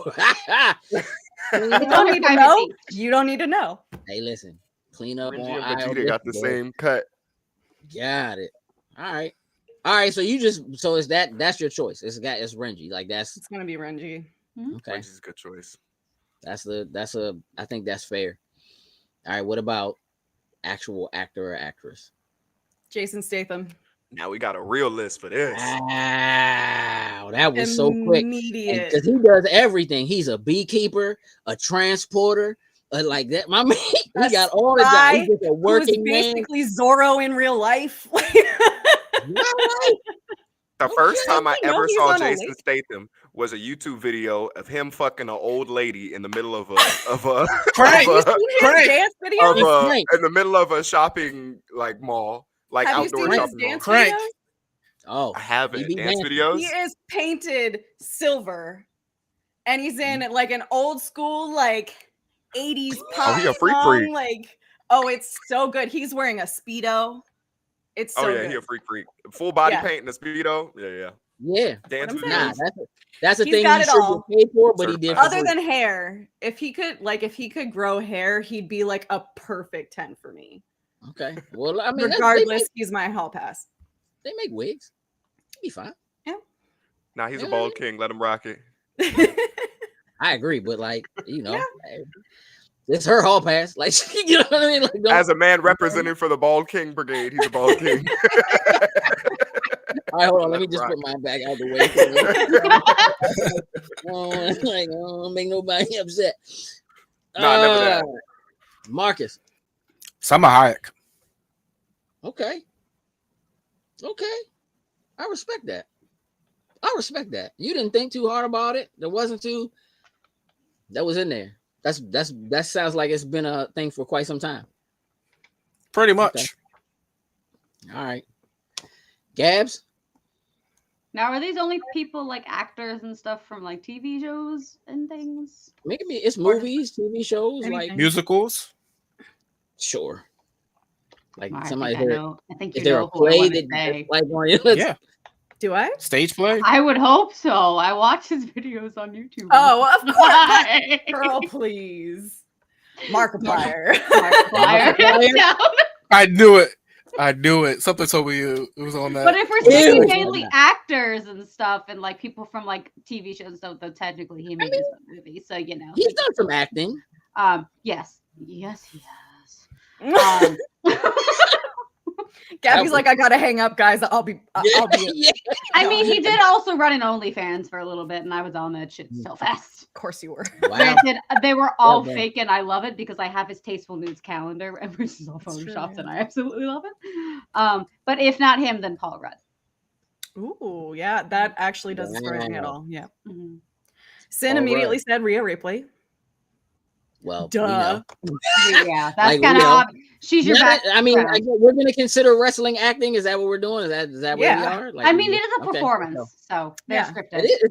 So I would mean, assume. yes. I knew you was going to type that, Sin. Mommy. I just knew it. Yeah. I'd take Well, her home in a heartbeat, too. Noah, what you got?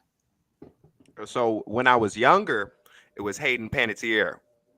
When Oh. I got a little bit Like older, everybody Heroes, knows Hayden Hayden. Panettiere? Huh? Like from Heroes, like Heroes. Like prime Panettiere. Hayden Okay. Panettiere. Everybody knows she Okay. was a baddie. And then fast Okay. forward, it was ScarJo. But Yeah. Okay. now it's Anna Sawai from Shogun. That woman is. Mm. Mm. She did do the That step woman- up. Like people didn't know, and now they know. That woman is. Yeah. Anna Sawai from I would agree. Shogun for sure. She's so fine. All right, Marcus, video games. Oof. What, top one? Like, Hall pass. Oh, video game characters? Yeah. oh, Okay. Melina. Okay. Wow. Mouse and all, huh? Teeth and all. Melina. If I die, I die.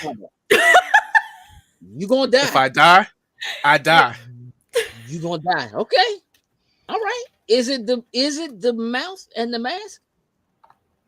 It's just like the aesthetic. Like, It's not that different from Katana's aesthetic. Yeah, Yeah, but all it's right. in pink. It's in pink, Mouth in the eye. and things just pop better with that color scheme. So All right. I'm with it. Mortal Kombat, Melina. For anybody who's unaware, you look it up, and then you can concern yourself with Marcus's. That makes sense. That makes sense. Well, I should have known that. Sin. All right, Frosty. Do you have a video game character hall pass? Do I have a video game character hall pass?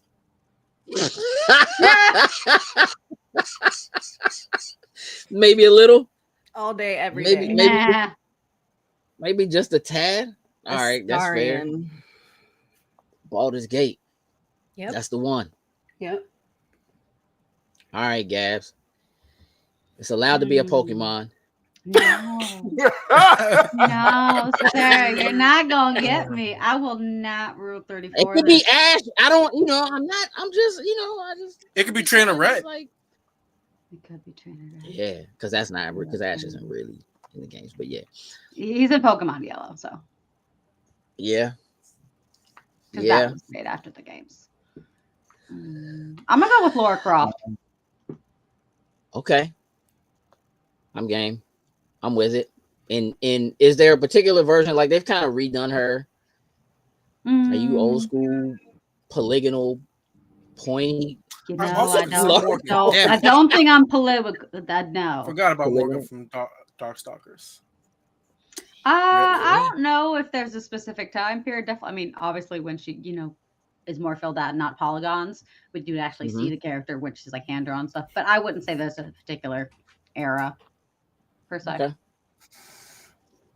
What about you, Noah?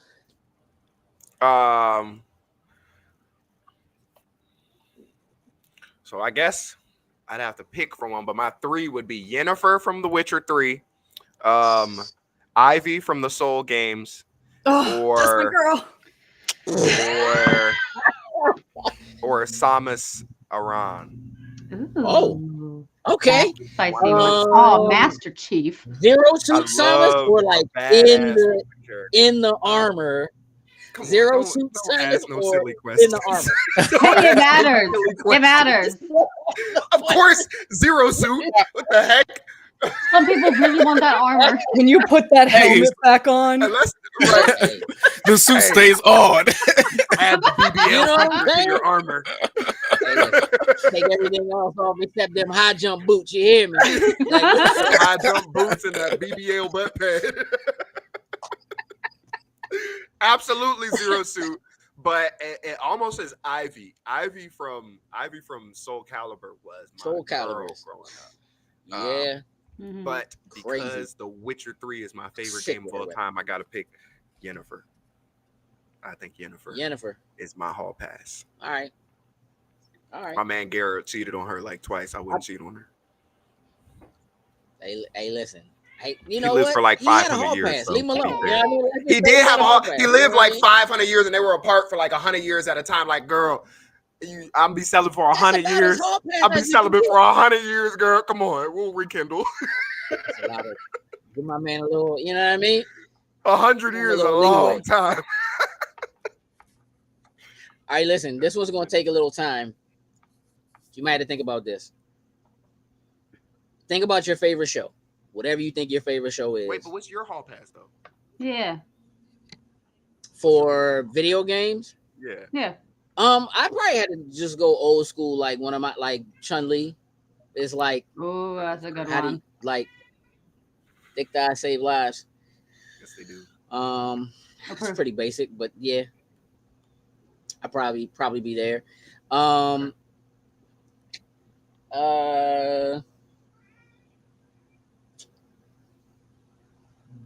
Actors and actresses. Kicking. I don't know, man. It's kind of tough. I don't know why, but I imagine you saying Storm's actress. Who? What's her Halle name again? Berry? Yeah, Holly Berry. I don't know why, but I just heard you about to say that. Nah, she's not even. I actually like. I'm Holly actually one of the Berry's crazy. staunch. Like, she's all right. Oh, that's crazy. Yeah, like that don't even. Yeah, she don't even. She don't even ring my My bell, turn. buddy. Not that she's I not would think pretty. you would it's say just like Angela Bassett or something. No. Nah, like that's like Oh, my yeah, turn. it'd be like Fighter. somebody like off like maybe like Maggie Q, somebody like that, like somebody that just is kind of a little outside of the probably what most people will really expect. A joint who's like not so famous that I actually might not meet her. maybe like a strategic hall pass that's like, you know, might run into that joint. Animated.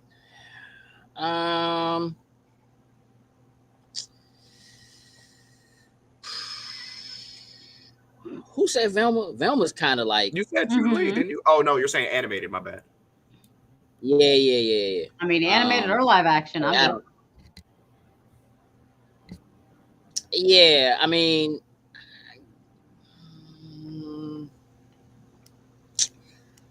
animated is it's kind of tough, man. I don't know if there's I don't know personally if there's a joint that I would just be like, yeah, if that joint ever comes to life,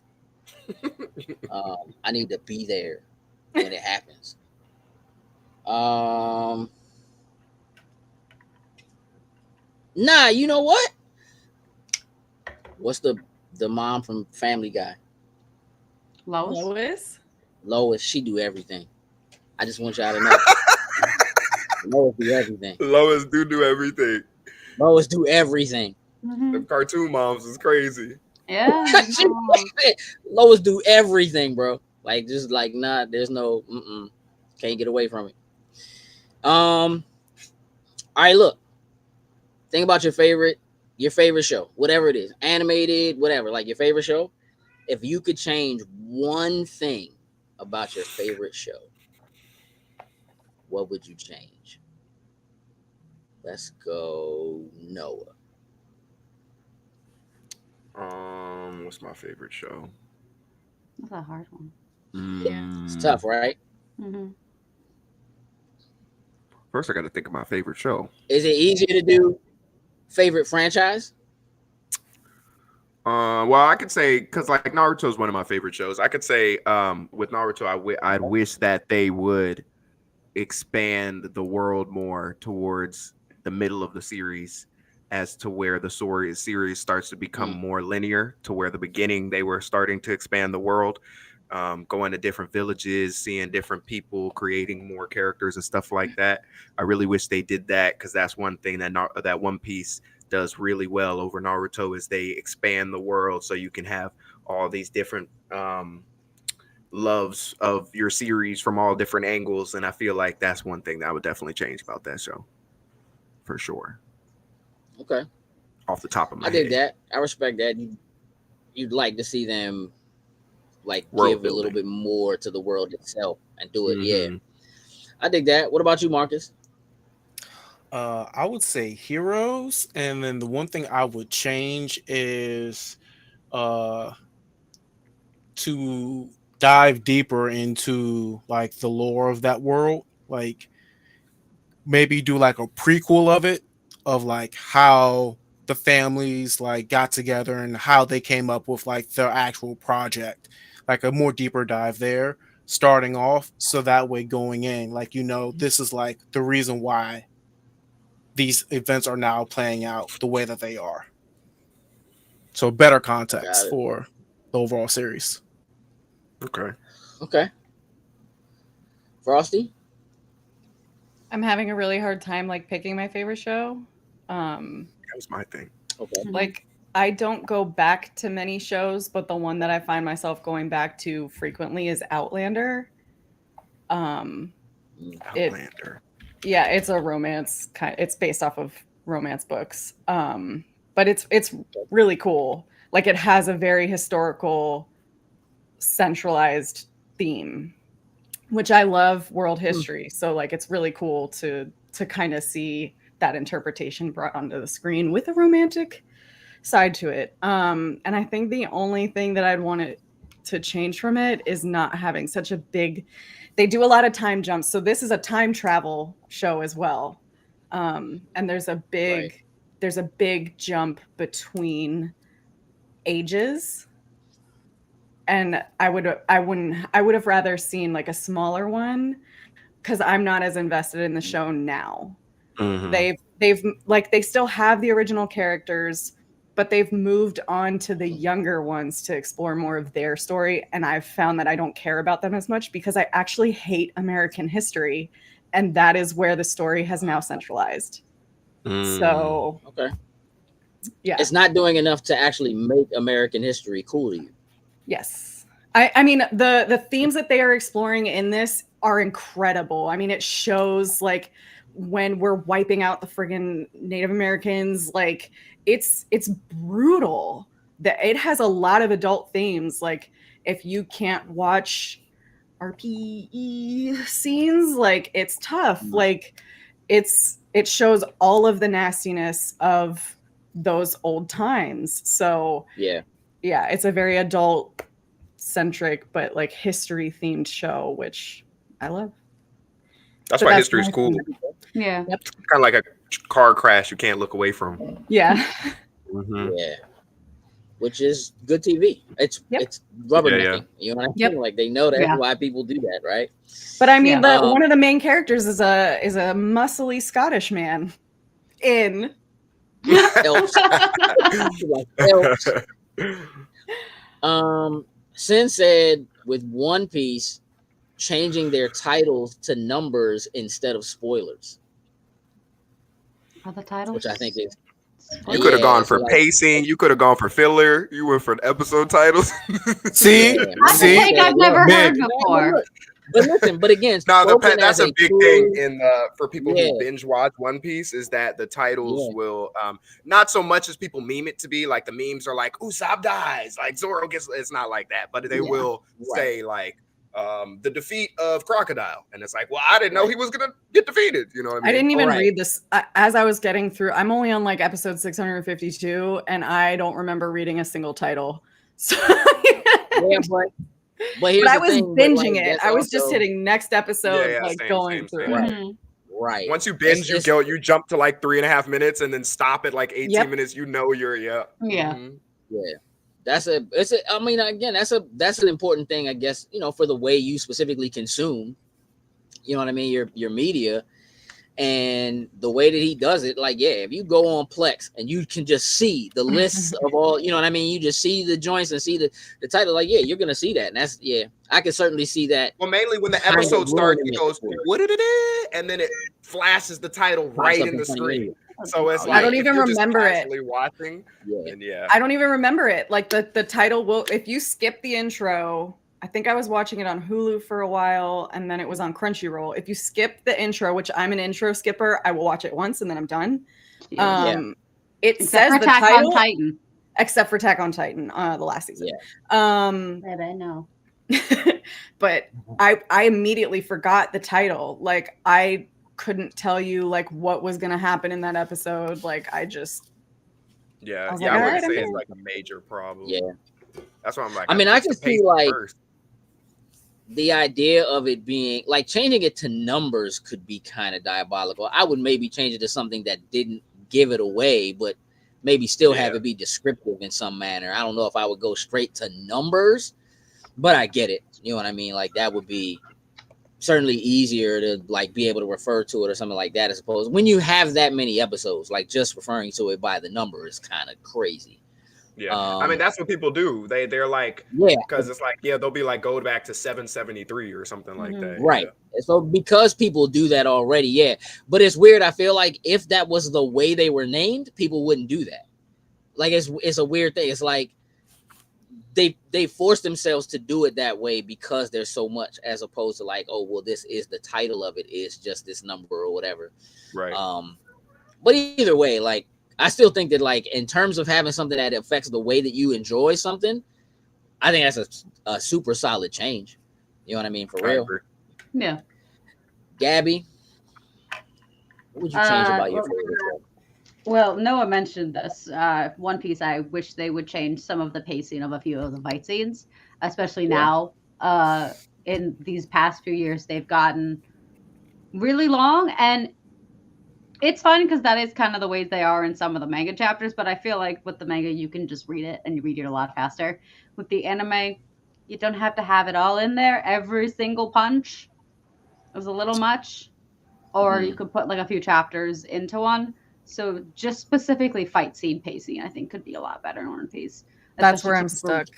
really getting into story, like stories happening now. So Yeah. let's I'm hear in that. Dressrosa. Let's fight. Good your luck. reference, That took 2.5 years, and it's only 2.5 days. Yeah, exactly. In that And that's- country. I got through a few of the episodes and I was like, all right, I'm kind of done with this. So Yeah. Luffy's like a couple of fights in, but it's Mhm. just dragging, and I Yeah. haven't picked it back up since. I'm a Dressrosa is when it really pre-time skip fan. starts The to pre-time get skip bad pacing with is so much pacing. better. Pacing is once we hit the new world, pacing just really hits. Mainly starting with Dressrosa, I think. So Yeah, You which is speed it- crazy you because the speed it manga up. pacing has sped up, but the anime It is. pacing has almost slowed down. For your reference, Gage, usually a manga does 3 to 5 chapters per episode. One Mhm. Piece Yeah. does 1 sometimes, literally Yeah. Right.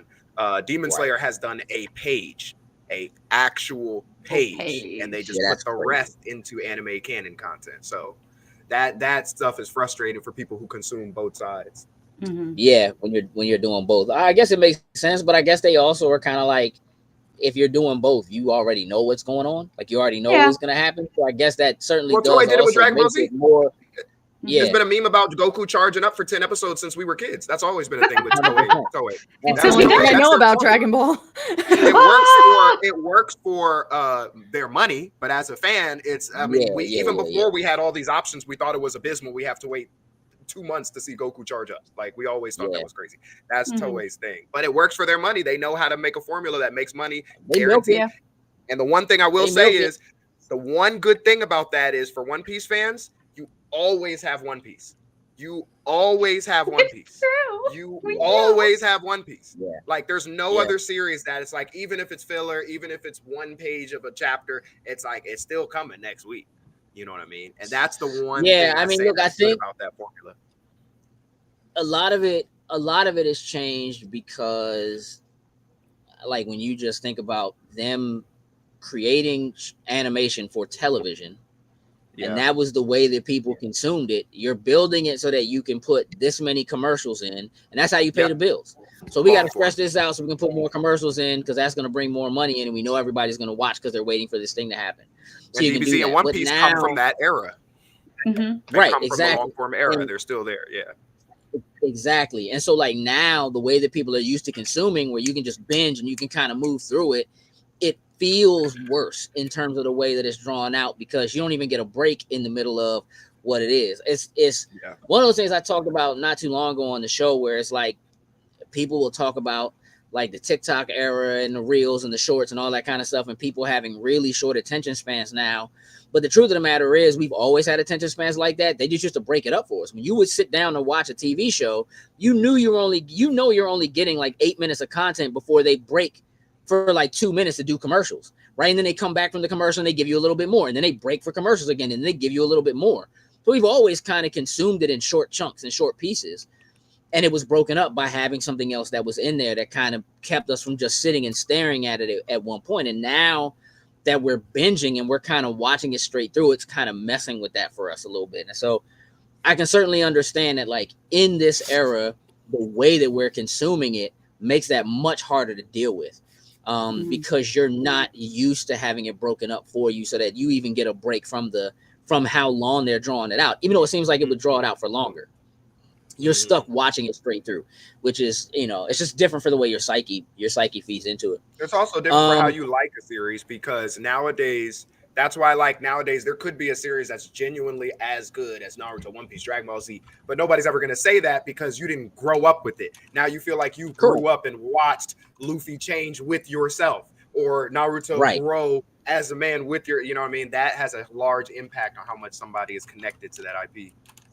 Of course, nostalgia is everything. It's not a bad thing at all. No, not at all. But it is part of why, like what we talked about earlier, so many things are like, this is nothing. This is not a new IP. There's no new ideas or whatever, because they're just going back and trying to refeed on, you know, your nostalgia because it sells. You know what I mean? Nostalgia is as lucrative as sex, realistically. It is. It's those three things. It's nostalgia, sex, and information. Those are the three most lucrative things. Like across the board. They'll make you the most money. Those three things. All right, who's got an unpopular opinion they feel like they can air out right here, right now? I know you got a couple, Marcus, but like narrow it down. That's a big beat. I don't think it has too many. I've aired mine out hundreds of times. We don't have to talk about whether Batman's a superhero or not. We don't have to talk about hating Superman. We don't have to do any of that right now.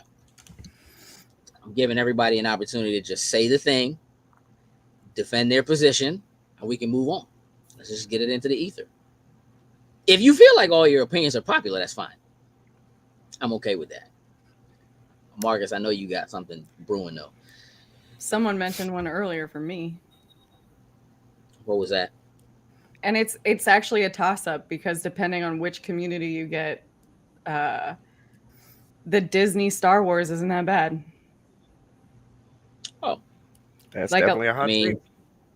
It's not a hot take. There's a rabid fan base of Star Wars fans who love the Disney,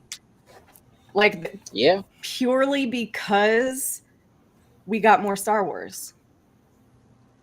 Yeah, and I was talking about that on the other podcast a couple weeks ago. There's like fans that are like myself, you, Gage, London, and then there's fans like for example, Gabby seems like a fan like this, right? As to where, which by the way, I'm not saying this is a negative or a positive, just different types of people. But like some fans will have more of their IP and just be ready for their IP and ready to accept it. You know what I mean? And not saying that you'll accept something bad, but as to where a lot of people who are more critical might say, I'm not really for that. I'm not really for it. A lot of fans will be like, this is my IP. The writer did this. We're here now. I'm getting involved with this character. I'm not even opening the door for negativity. So that way, you know what I mean? I end up liking the character. And I feel like that's a section of fans that exist a lot, which are great fans. And those are like the fans who like loved, for example, the Star Wars stuff and stuff like that, because they're like, I'm just happy to get. It's like the first time I watched, I keep bringing it up, but it's a good example, Naruto. First time I watched it, I knew the filler was filler, but I was so pressed on Naruto, I just wanted more Naruto content. So I didn't care that it was bad. You know what I mean? So I understand that. And that's that. Like I'm somebody who's not gonna like, if you don't like Disney Star Wars, that's like, I'm not gonna fight you on it. Like you've got your likes. And I'm not saying that they haven't had missteps. Like the sequel series, not my favorite. But I'm not gonna hate on it like a lot of people have. I mean, there are a lot of problems with them, but they are still entertaining, and they give productions. They're like, you get to see more of the different planets. Like there is more of the lore. Like they do more world building in the sequels, and for people who do really love Star Wars, like we're taking all of that in. We love the EU. When Disney said Legends is no longer, like the books, like they're no longer canon. Like, you took my guy Darth Revan away? How dare you? Yeah. How dare you? Right. But I still. However. Yeah, I mean, look, I don't. Give me back Darth Revan. Right. I don't disagree. He's I think that like in with anything, especially as big of a franchise as something like Star Wars is, right? When you have anybody else come in that kind of takes over that, I can guarantee you that there were times when, like when the early trilogy was around and people were writing the offshoots, right? There were people who were going, that's not real. That's not really a thing, right? And not wanting to consider that canon because it didn't come from the movie. So you're always going to have that. I think that what's important to understand is that not everything about your favorite franchise is directly for you. A lot of times they have to build that for a new generation, for new people to be able to come in and enjoy it and love it. And so, like, you know, again, as someone who was around for the original trilogy, right? I didn't hate the prequels. I thought the prequels were cool. It had been so long since we had gotten anything Star Wars that it was just like, cool, let's do something. You know what I mean? And it was cool to kind of go back and get that prequel history. But for a lot of people, they were like, this is terrible, it's trash. And now at the same time, for so many people, it was their first introduction to it, right? Like, they hadn't seen any of the original trilogy before they watched, you know, the prequel trilogy. And so that is their Star Wars. Those characters are their versions of those characters. And so if your first introduction to Obi-Wan, he was young, then you see old Obi-Wan, it's like, oh, okay, you know, whatever, but like, that's your Star Wars. And so for so many people, the sequel trilogy, Rey is their introduction to the Force. Like, this is who they know and how they get introduced to it in a way that now is going to be the catalyst that leads them to look at all the rest of the lore that's out there and all the other characters that are out there. And you do kind of have to find a way to speak to the audience that exists now that are as young as you were when you found it, right? And so for them, they don't know bad versus good versus this isn't as good as the old ones.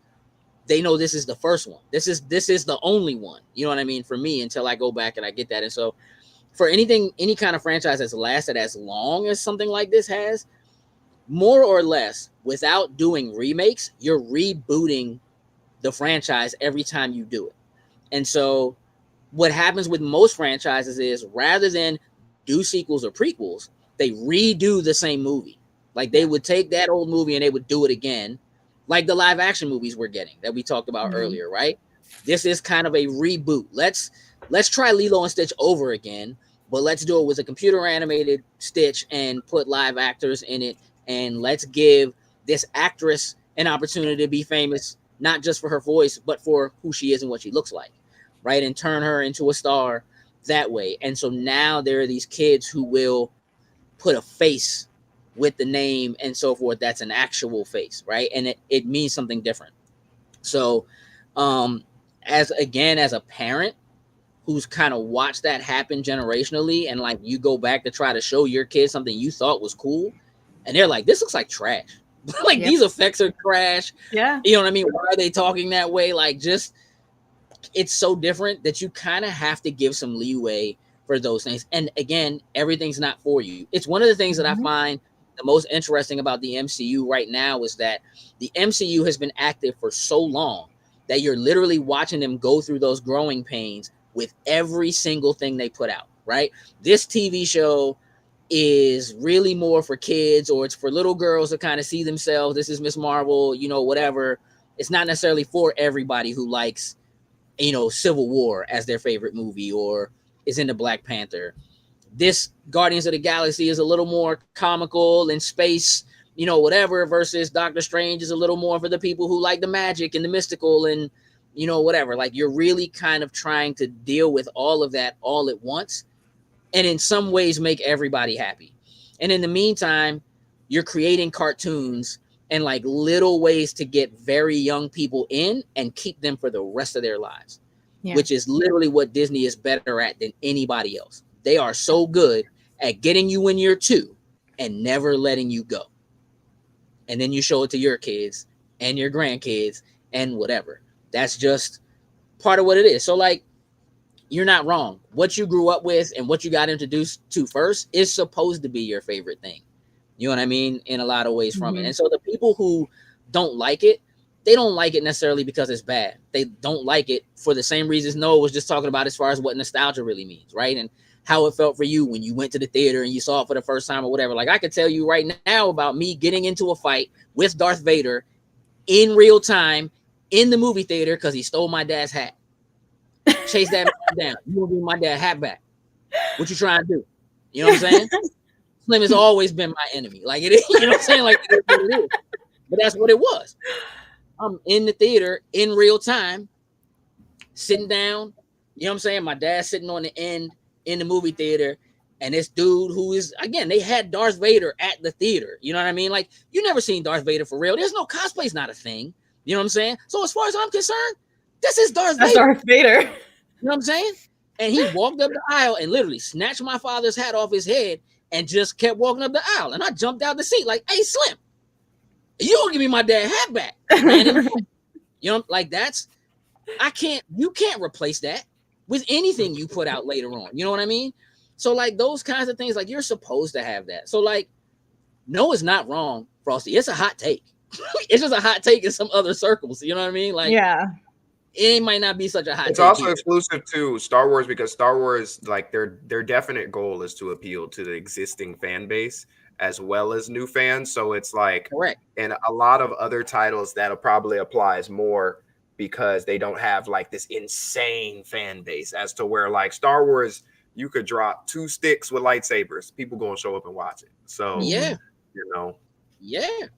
It's one of those things where, again, you have a rabid fan base with a lot of people that you need to try. Like, you can do something new and you have to drop like this subtle Easter egg that only the people who know will know. But it's the kind of thing that'll have them talking in message boards, you know what I mean, or whatever, for weeks. Like, oh my God, did you see that? We're probably getting so and so. That's for people like us who are like in circles like this. Like, you know what I mean? And for other people, it's just a thing that went by that they don't even know that it means something, right? So yeah. that's the way the MCU is and has been for years. They drop a little nugget and they're like, oh my God, they're getting ready to bring so and so in. They can do so much. Like, it's just, it's kind of what we do. Yeah. No, you got an unpopular opinion? Not that I can think of. I got opinions that'll make people mad, but like that's almost the same thing, nothing, though. nothing that I need to air out. All right, cool. Let's not. We don't have to make it a thing. What about you, Marcus? You still over there contemplating, trying to figure out which one of the things you want to set the internet off about today? Yeah, sure, why not? My hot take is Mary Jane is not the best choice for Peter Parker. Who is the best choice? Who else would it be? Yeah, what do you mean?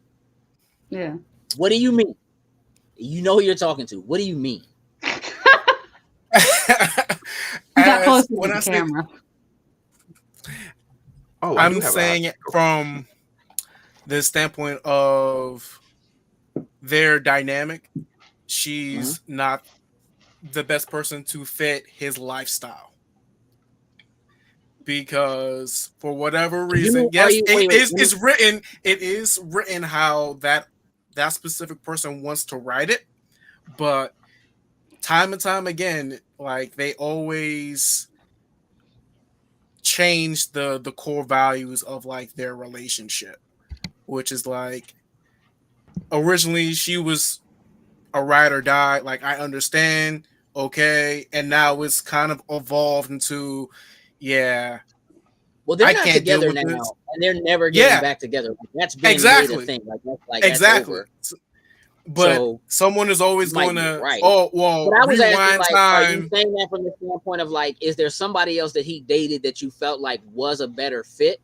Like, are you saying Gwen Stacy was a better fit, or like Betty Brant was a better fit, or Betty Brant? You're saying anybody at but one MJ. point, anybody but MJ. Captain Marvel, like pick one. Rogue, pick somebody who is a superhero, somebody who lives the lifestyle he lives. Is that what you mean? Like instead of him trying to be. Well, all right. So listen, I'm gonna push back, and here's the only reason why. You're not wrong, but it defeats the purpose, because the whole point of the dynamic is that there's a dynamic between Peter Parker and who that is, and Spider-Man and who that is. So is Mary Jane absolutely the wrong person for Spider-Man? You're right. But that doesn't mean she's the wrong person for Peter Parker. And so, like, Peter a lot Parker of still what needs to work on this. I was going to say she might be wrong for Peter Parker too. He was going through a lot. But what I'm saying is, Peter Parker is living a black man's life for the last You're not wrong. You're not wrong. But he's also trying.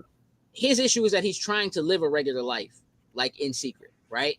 and she knows what the secret is, but he's trying to live a regular life. He's like really the only person that truly deals with like, I gotta figure out how I'm gonna pay these bills. I gotta figure out how we're gonna eat. I gotta figure, you know what I mean? Murdoch, he doesn't have a law degree, like has a in a practice. Like he did have a company at one point, and then was just like, yeah, new option on company because of these reasons, XYZ. Comixology or the Marvel comic app, you can just read like that era of the Amazing Spider-Man, shoehorn that shameless plug here. But yeah, it's like he like I don't know why he can't grow. Digital comics. Yeah, definitely a shameless plug for digital comics. When like she owns a physical comic book store. But that's go see Frosty for real comic needs. There you go. You're happy? You're happy? You're happy? Okay. Put away the hammer. Jeez.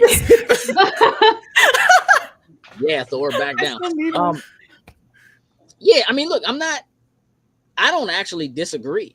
I just think that kind of defeats the purpose. I think that like it's written that way on purpose. You're supposed to feel that way about her and about him and their relationship. Like, but to an extent, the idea is that like you want to see him win. Like you want to see him like when they're trying to date, like you just want him to like, dog, just let my man go on a date, dog.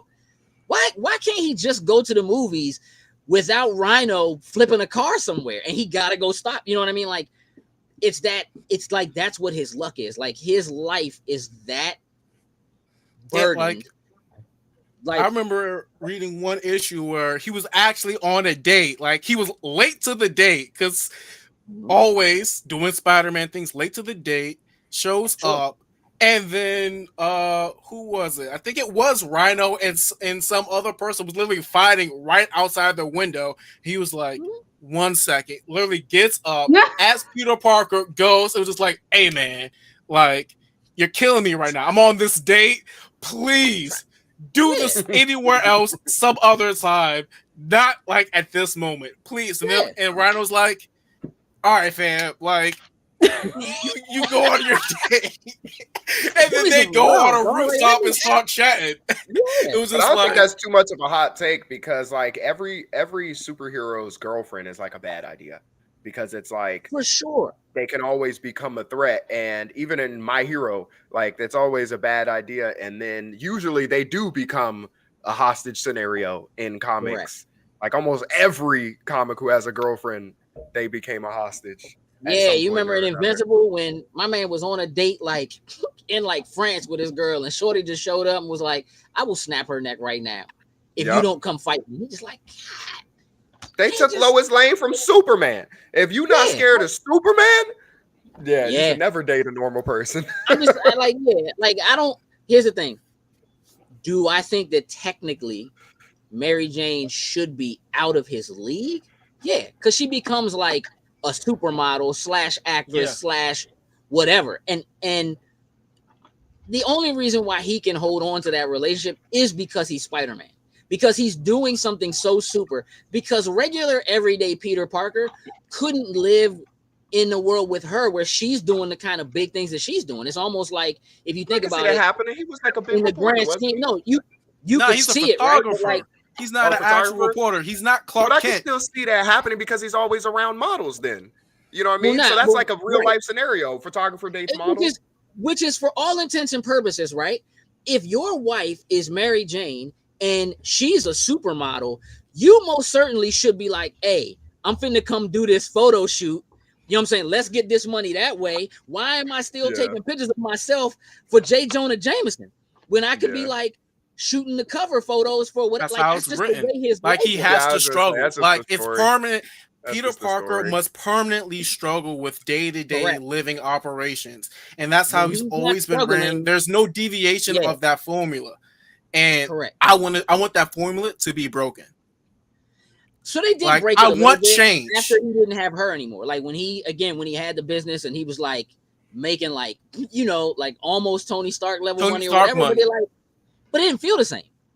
You know what I mean? Because it's like, mean, he can just do anything. Yeah, but It even made then they him were much just more like, oh, she ends up working for Tony Stark like part-time or whatever. And then it's just like, why are we doing this? Like why are you hitting my man while he's down, while he's trying to come up? Like, just let him be. Let him be great. That's how it works. You can't let him be great. That's not his plot. That's not the plot of his life. That's not how He's it works. mediocre. Yeah, there it is. He's supposed to be that.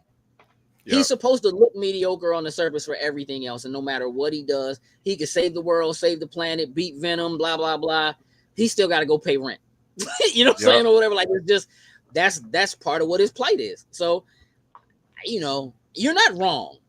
Mary Jane isn't really right for him, but technically nobody is. You know what I mean? Like, he should probably, unfortunately, just be alone.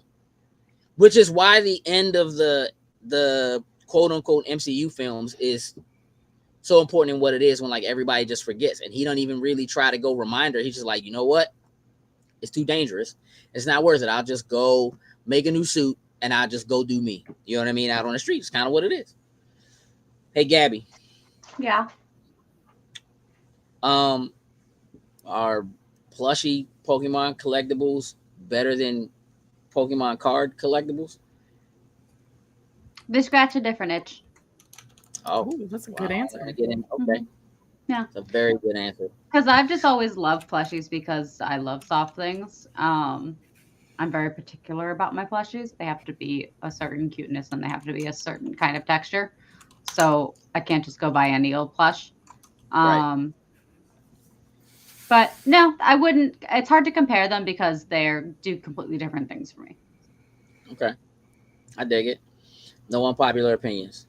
All your Not opinions really, are no. popular. Okay. I wouldn't say they're Dig it. popular, but they're not. I mean, they're just opinions. They're not like necessarily hot takes. Yeah, to speak. no. Okay. All right, this is the last thing, and then we can get out of here.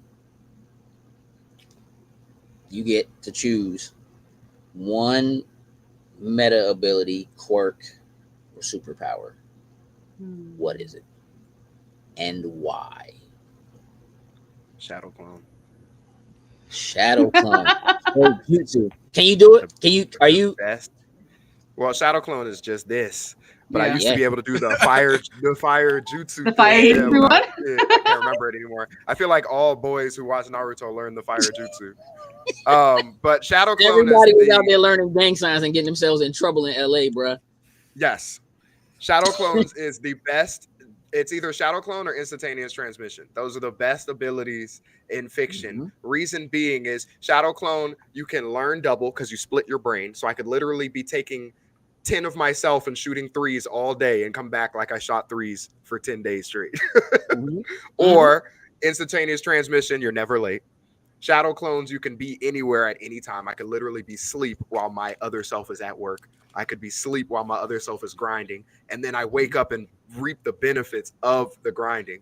I could literally send my Shadow Clone out to go, I don't feel like getting up. Yo, bro, go run 10 miles. All right, bet. Comes back. Hey, all of a dog, sudden, would you I'm fight with your own Shadow Clones? Real talk. Would you fight Say with your again? own Shadow Clones? Oh, we Are fight you every eventually day. Y'all, yeah, okay. We fight You ever seen that movie? Another one of me? Multiplicity? Love that show, dog. Like, Yeah. I mean, love that What? movie. Multiplicity, I have. classic. I haven't seen that one. You need to like put that on the radar. It's a classic. But okay, I definitely think Shadow Clone. And then you can turn them into stuff. I could literally turn myself, like when I was 16, I could have turned myself 18 and gone and seen an R-rated movie. instead of having to sneak in. Yeah, I gotta turn myself into my dad. Okay. Shadow Clone. That's the one. Shadow Clone is the one. All right, Gabby. Pick a power. This is hard. Come back to me. I need some more time. Are you looking up powers? Yeah. No, I'm just thinking. Oh, okay. Marcus, you have a Power ability. I would say a Technopath. You want to be able to like mentally Technopath? like hack, Yeah. like Hack, like create, all forms of electronics. yeah. Go to Vegas, go to that one slot machine that has the giant prize. Mhm. All right, that's good. Upset. And now you don't Or use your or power like- anymore after that.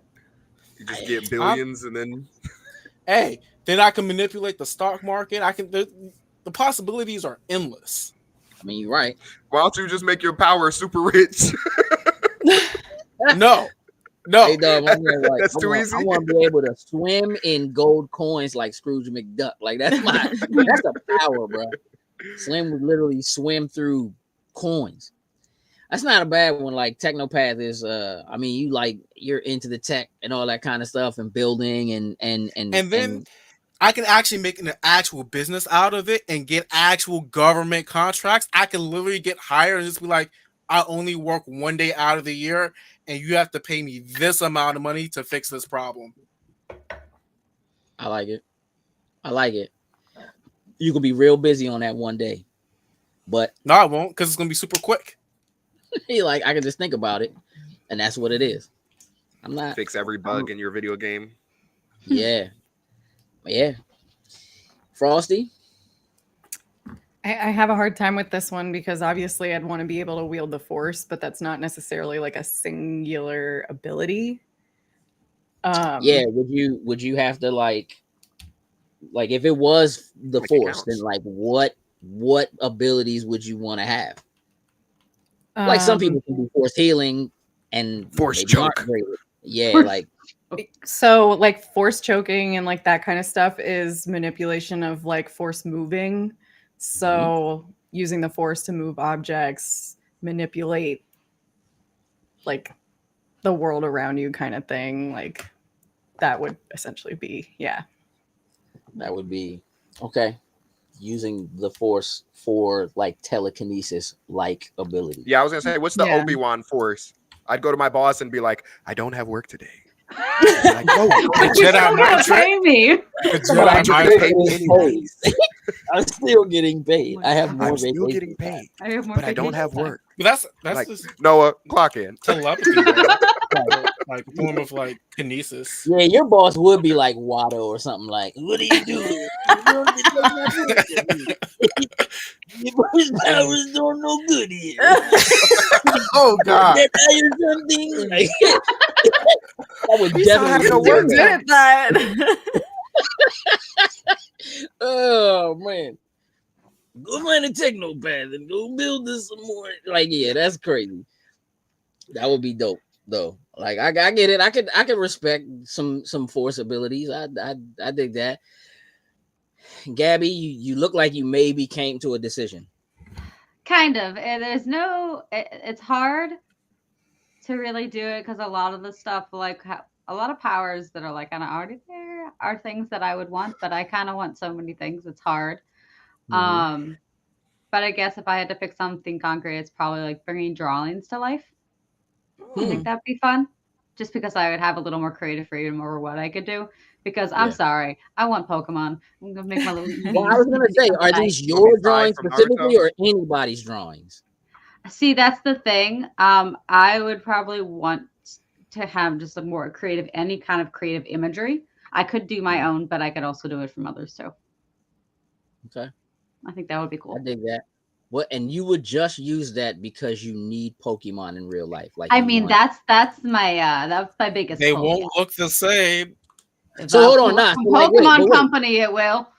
So that's what I'm saying. So like, if you are bringing, like, if you can bring drawings to life, when you bring them to life, do they look like they're Are they animated? still like a moving animated thing, or is it real? No, it's kind of like how size thing works in Naruto, I where it was draws gonna it on say, paper and it comes like it's like a full creature. Okay. She's gonna have So a it'd be like 10-year Pokemon she loves be washing her hair, and then little water gets on it. No, it melts away.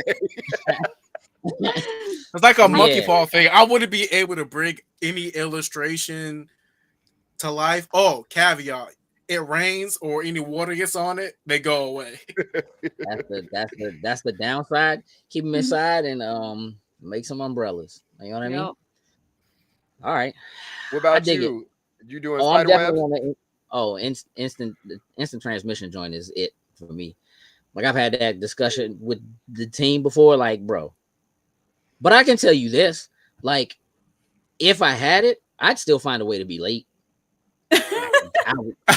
Bro, He says, I'm still not showing off on time. Why? It would, real talk, it would just be one of them things where I'm like, I would be like, I don't gotta get up. I don't have to, you know what I'm saying? Like, I don't have to. And I'd be like, I have plenty of time. Oops. Yeah, I'd keep writing. Mr. Gage, you're 15 minutes late. What happened? And I would look up at the clock and be like, I was supposed See, that's to be why there a Shadow minute Clone ago. clears, because you just set one there, and then when it's time, he just walks in. That's what I'm saying. And you would be like, I would be hot if that dude showed up late. I'd be so mad. Pre-programmed. They're perfect. Yeah, you have to. Yeah, that's not the kind of like instantaneous transmission wouldn't be like for that for me. I don't think. I think it would just be more about like not having to worry about the travel time of traveling like extensively long distances. You know, like I'll give you a perfect example. If you had instantaneous transmission, or really if you had Shadow Clone, then when we was in the chat and you was like, hey, an hour and 40 minutes is crazy for brunch, you'd have been like, don't worry about it. I'm there. What? 100%. You know what I'm saying? Like, I'd have had a Shadow Clone start walking and then transfer to that Shadow Clone when it gets there. Yesterday. Yeah. Swap. Poof. If I had instantaneous transmission, I'm having lunch in a different country every day. Japan, Korea. That would be India, cool. Yeah. Pakistan. Just go to a different country every day and get a different lunch. And just do something different. Yeah. Like I'd be using it for something stupid. Go out onto a spaceship real quick and be like, is space real? Okay, it's real. Then come back. Yeah. Oh, space is real. Right. Yeah. Nah, I checked. The Earth's not flat. Like I checked. I went. I was there. Yeah. How do you know? I was there. Yeah, for sure. All right, look. Good one. It's been 3 solid hours. I hope that anybody who is watching or tuned in or watch this later really does have, has had a chance to kind of get to know some of our admins a bit better. I hope some of you who don't really get to talk to each other regularly maybe have learned some things about each other and kind of had an opportunity to do the same thing. Again, I do just want to take this moment as we get ready to close out to thank you all again just for the time and effort that you all put in to what it is that we do. Because again, really, we couldn't do it without y'all.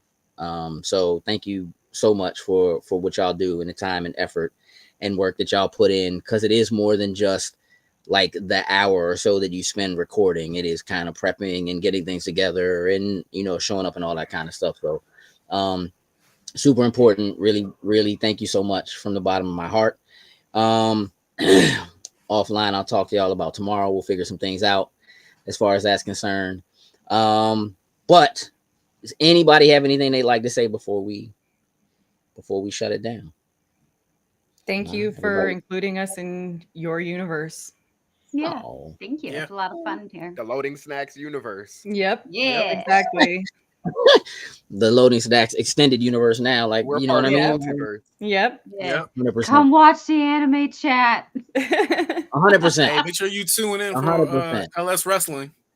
And the movie club. Yeah, you gotta watch our anime chat about to start busting, y'all. We got some new clips on the Finisher way. Dropping today. If you haven't been paying attention, we got some new it should be live on the way. Anime chat about to start busting. Mm-hmm. Yeah, it's getting ready to get real. It's on an incline. Like we're on an upswing. So everybody just get ready. Again, appreciate y'all. We're gonna close it out for now. Thank y'all for tuning in and jumping in the chat and hanging for a little while and so forth. And we'll catch y'all on our regularly scheduled programs. Route, toodles and loose. Loading Snacks.